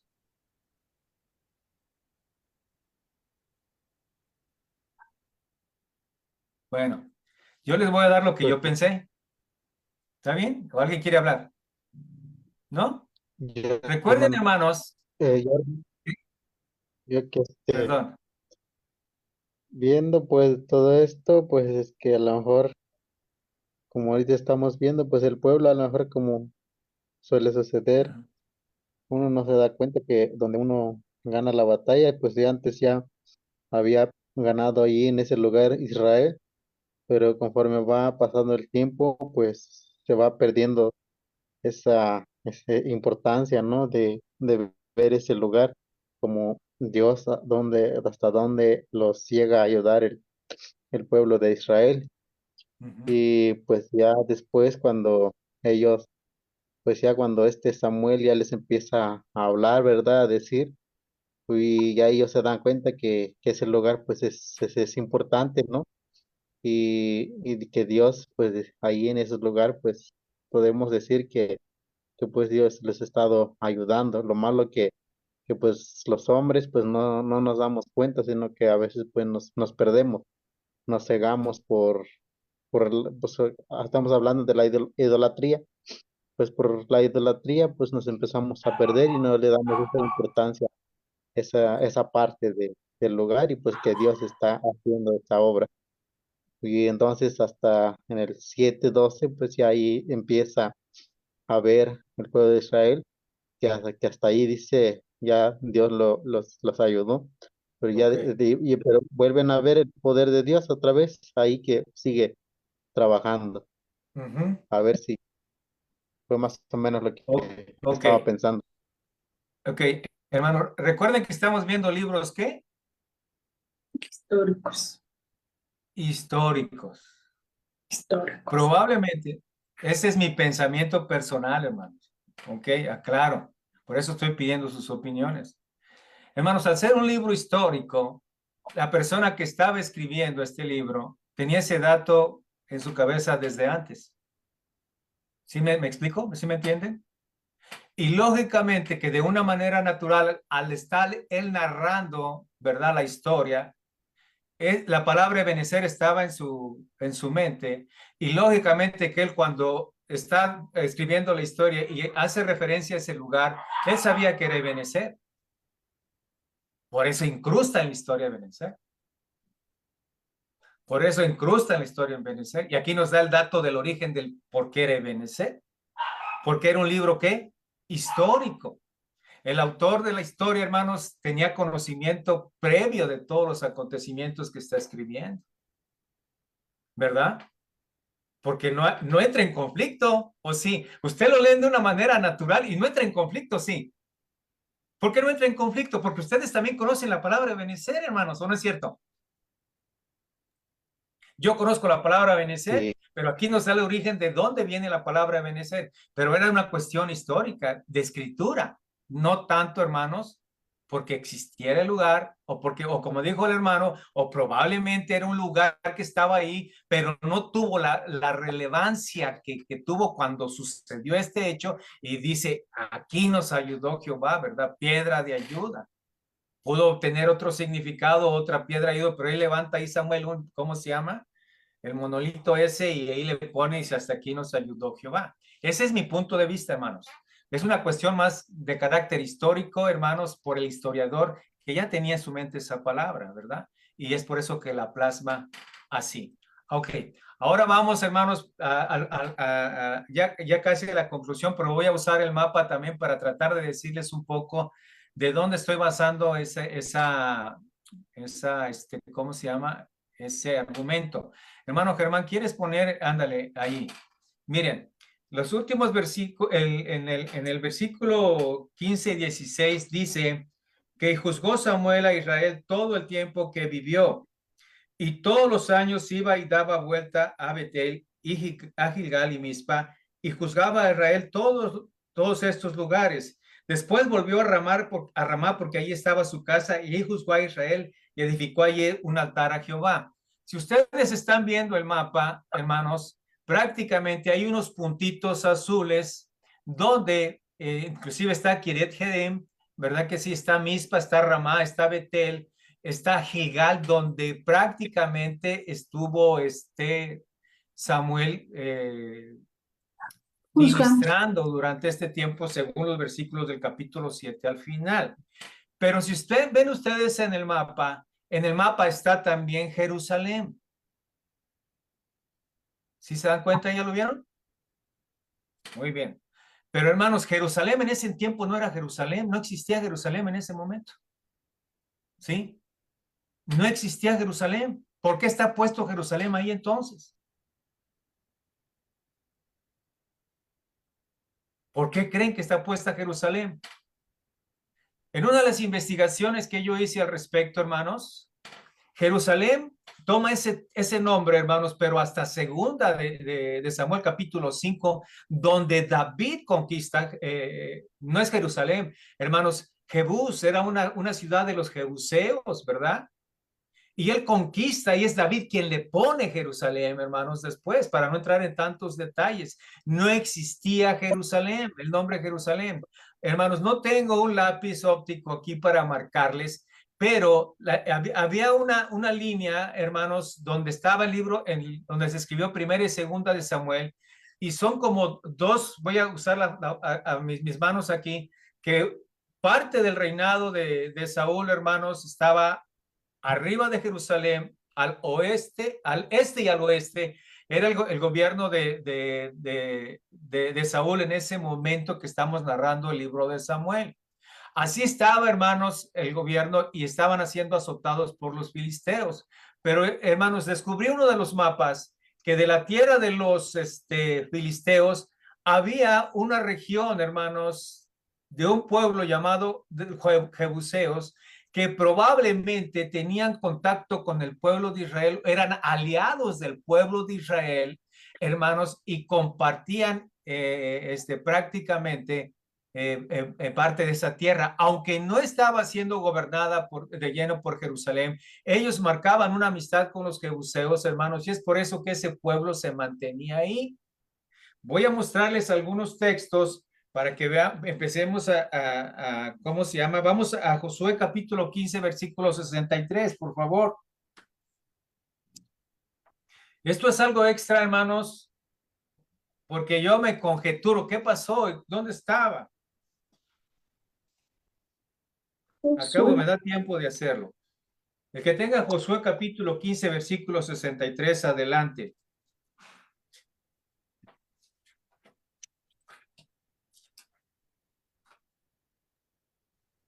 Lo leo, hermano. Sí, adelante. 3. Mas a los jebuseos que habitaban Jerusalén, los hijos de Judá no pudieron arrojarlos, y ha quedado el jebuseo en Jerusalén con los hijos de Judá hasta hoy. Ok. Amén. Hasta ese momento de la conquista, era un pueblo llamado Jebuseo. Ahora, entendemos que se pronuncia la palabra Jerusalén. No existía Jerusalén, pero la historia, el historiador sabía o sabe con antemano, porque él conoce la historia y usa la palabra Jerusalén para que nosotros simplemente, hermanos, ubiquemos este asunto. Pero si es la historia se hubiera escrito ahí en ese momento, hermanos, no era Jerusalén, era un pueblo que habitaba esa tierra llamado ¿qué? Jebuseo o Jebús, que de ahí se desprende la palabra Jerusalén. ¿Ok?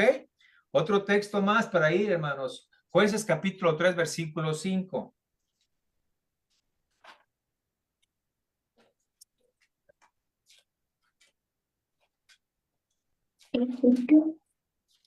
Sí, adelante. Así los hijos de Israel habitaban entre los cananeos, heteos, amorreos, fereceos, heveos y jebuseos. Ok, ahí está el dato.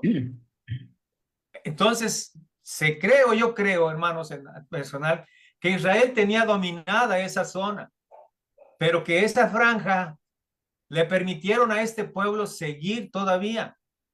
No sé si por acuerdos políticos, por cuestiones de alianzas en contra de los filisteos, pero ese pueblo seguía. Vimos en el libro de los jueces que todavía existía, hermanos, ese pueblo ahí. Todavía no era en Jerusalén.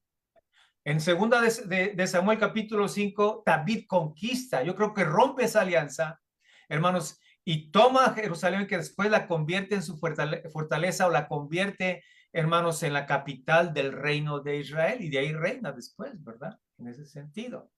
¿A qué voy, hermanos? Porque datos como estos de repente los pasamos desapercibidos, ¿o no es cierto? ¿Qué pasó? ¿Verdad?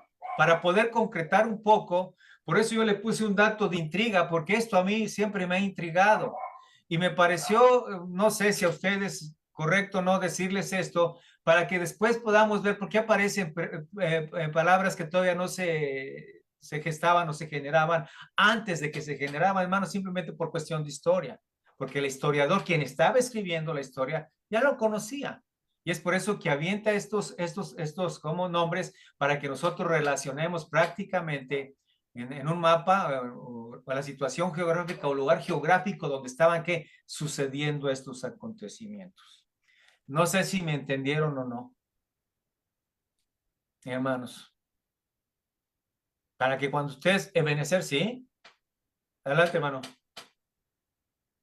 Sí, adelante. Gracias. Realmente retomando lo de Benecer, sí, también a mí ahorita que lo comentaba, me causaba, sí, no había yo reparado en ello.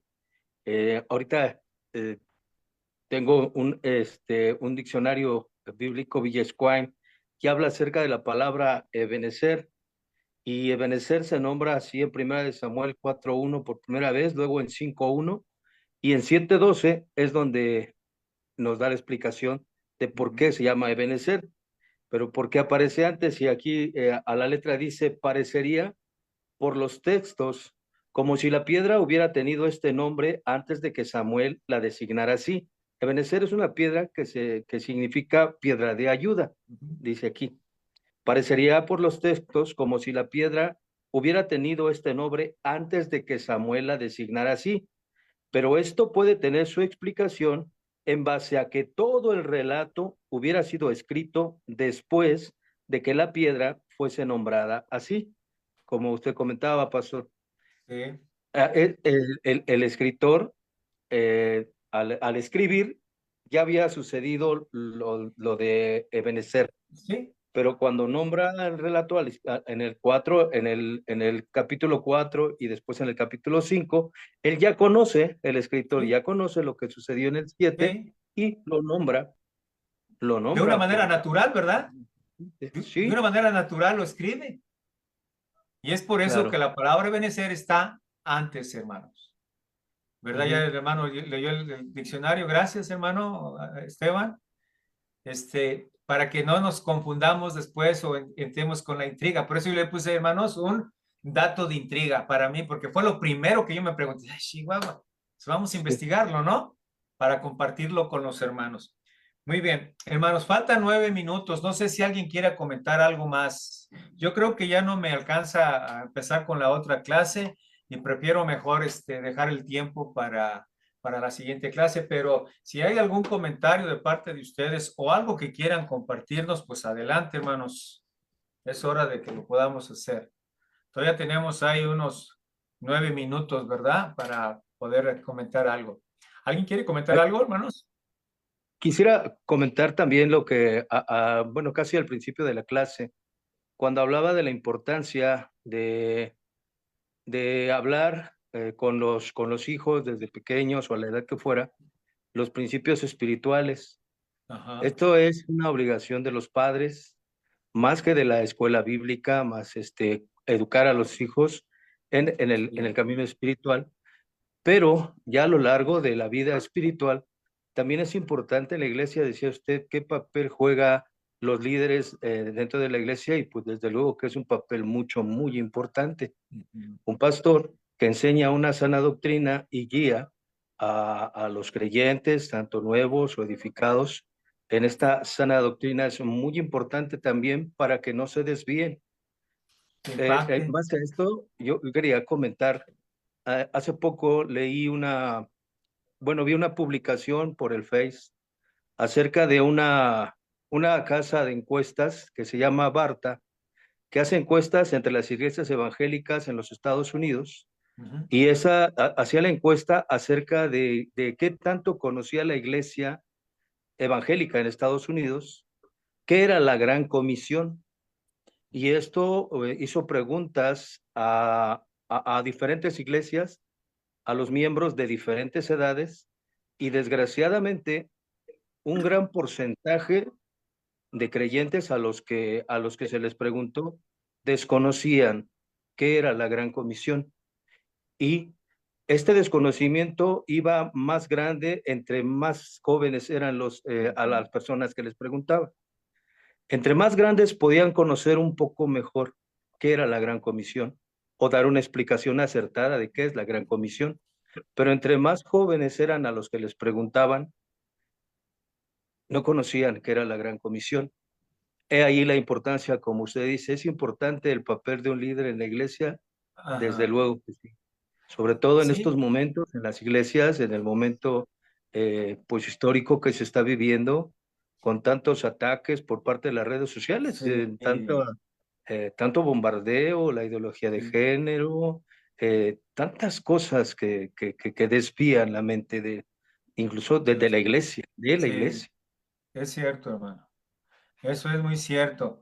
Por eso debemos de procurar como pastores, hermanos, lo más pronto posible en la escuela dominical, tener, ¿cómo se llama?, las clases de doctrina de los chicos, porque a veces se comete un grave error de pensar que la iglesia no tiene necesidad de ser adoctrinada. Hermanos, ese es un grave error, siento yo, que se comete con las personas o pastores que piensan este asunto.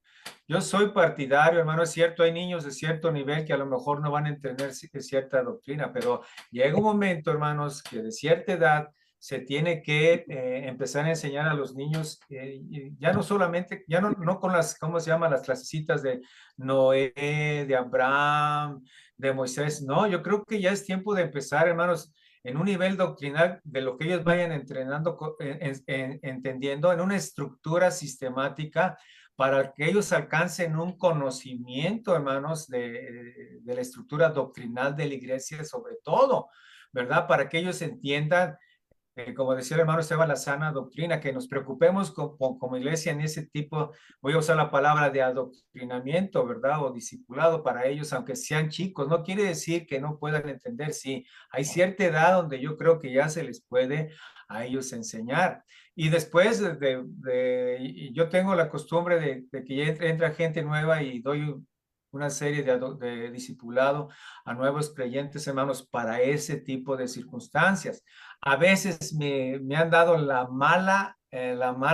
¿cómo se llama? Mal consejo. ¿Para qué? Tú nomás dales y ellos que lo vean. No, no, no, no, no, no, no, no, no, no, no. No podemos nosotros menospreciar, hermanos, el adoctrinamiento, el discipulado en una iglesia, porque es fundamental. Si de algo, mi concepto personal, si de algo debemos de preocuparnos los pastores, es porque la iglesia sepa, hermanos, la palabra de Dios, entienda la doctrina sana de la palabra de Dios, porque, hermanos, así no solamente el pastor va a cuidar, sino toda la iglesia va a cuidar la sana doctrina. ¿Qué tal si, por ejemplo, Dios nos llama antes de tiempo al cielo, ¿verdad? Y traen a una persona que no, pues la iglesia inmediatamente se va a dar cuenta si ese pastor trae una sana doctrina o no, ¿verdad? Desde luego Dios me ha dado el pensamiento y estoy orando a Dios que me dé a alguien que pueda yo entrenar como mi Timoteo para, ¿cómo se llama?, instruirlo en la palabra de Dios, y que él pueda, hermanos, ser portador también de la sana doctrina, para cuando yo parta al cielo, él o esa persona, la iglesia lo tome como su pastor, ¿no? ¿Qué más? ¿Nada más? Germán, ¿quieres orar o quieres comentar algo también? No, no, hermano, adelante, adelante, estoy de acuerdo con lo que has comentado, es algo relevante, es algo importante y pues también es algo común en los libros de la Biblia que los autores siempre hagan una mención general de algo y después empiecen a desarrollarlo y eso a veces genera dudas de por qué primero se hace una mención y después Lo otro. aparentemente el suceso ocurre, pero como tú bien decías, ellos están relatando algo que ya conocen. Muy bien, hermanos, pues vamos a hacer una oración y les damos las gracias por participar de esta clase, sin duda de bendición como cada una de las que hemos tomado. Hermanos, repasen sus notas, estén leyendo su Biblia también para que podamos ir a la par con el pastor en la medida en que él va planteando la clase, pues podamos tener ya en mente más o Lo menos que las está ideas y eso pasando. también nos hace comprender un poco mejor, hermanos. Vamos a orar. Padre, gracias Señor, porque sin duda, así como tú ayudaste a tu pueblo, también Señor podemos estar seguros de que lo haces con cada uno de nosotros. Te damos las gracias por la clase, Señor, del día de hoy. Ahora te pedimos en el nombre de Cristo Jesús, Padre, que tú des descanso a cada uno de los hermanos. La gran mayoría nos disponemos a descansar, pero si alguno trabaja de noche, entonces llévale con bien a su trabajo y dale fuerzas para cumplir con sus responsabilidades. Guárdanos si es tu voluntad hasta la siguiente clase. En el nombre de Cristo Jesús. Amén. Amén, Señor. Hermanos, Gracias. hasta luego. Dios les bendiga mucho. Si van a cenar, buen provecho. Buenas Así es, noches, hermano. hermanos. Dios les Buenas bendiga. noches, descansen, hermanitos, Dios les bendiga. Buenas noches. Bendiciones. Dios les bendiga. Buenas noches.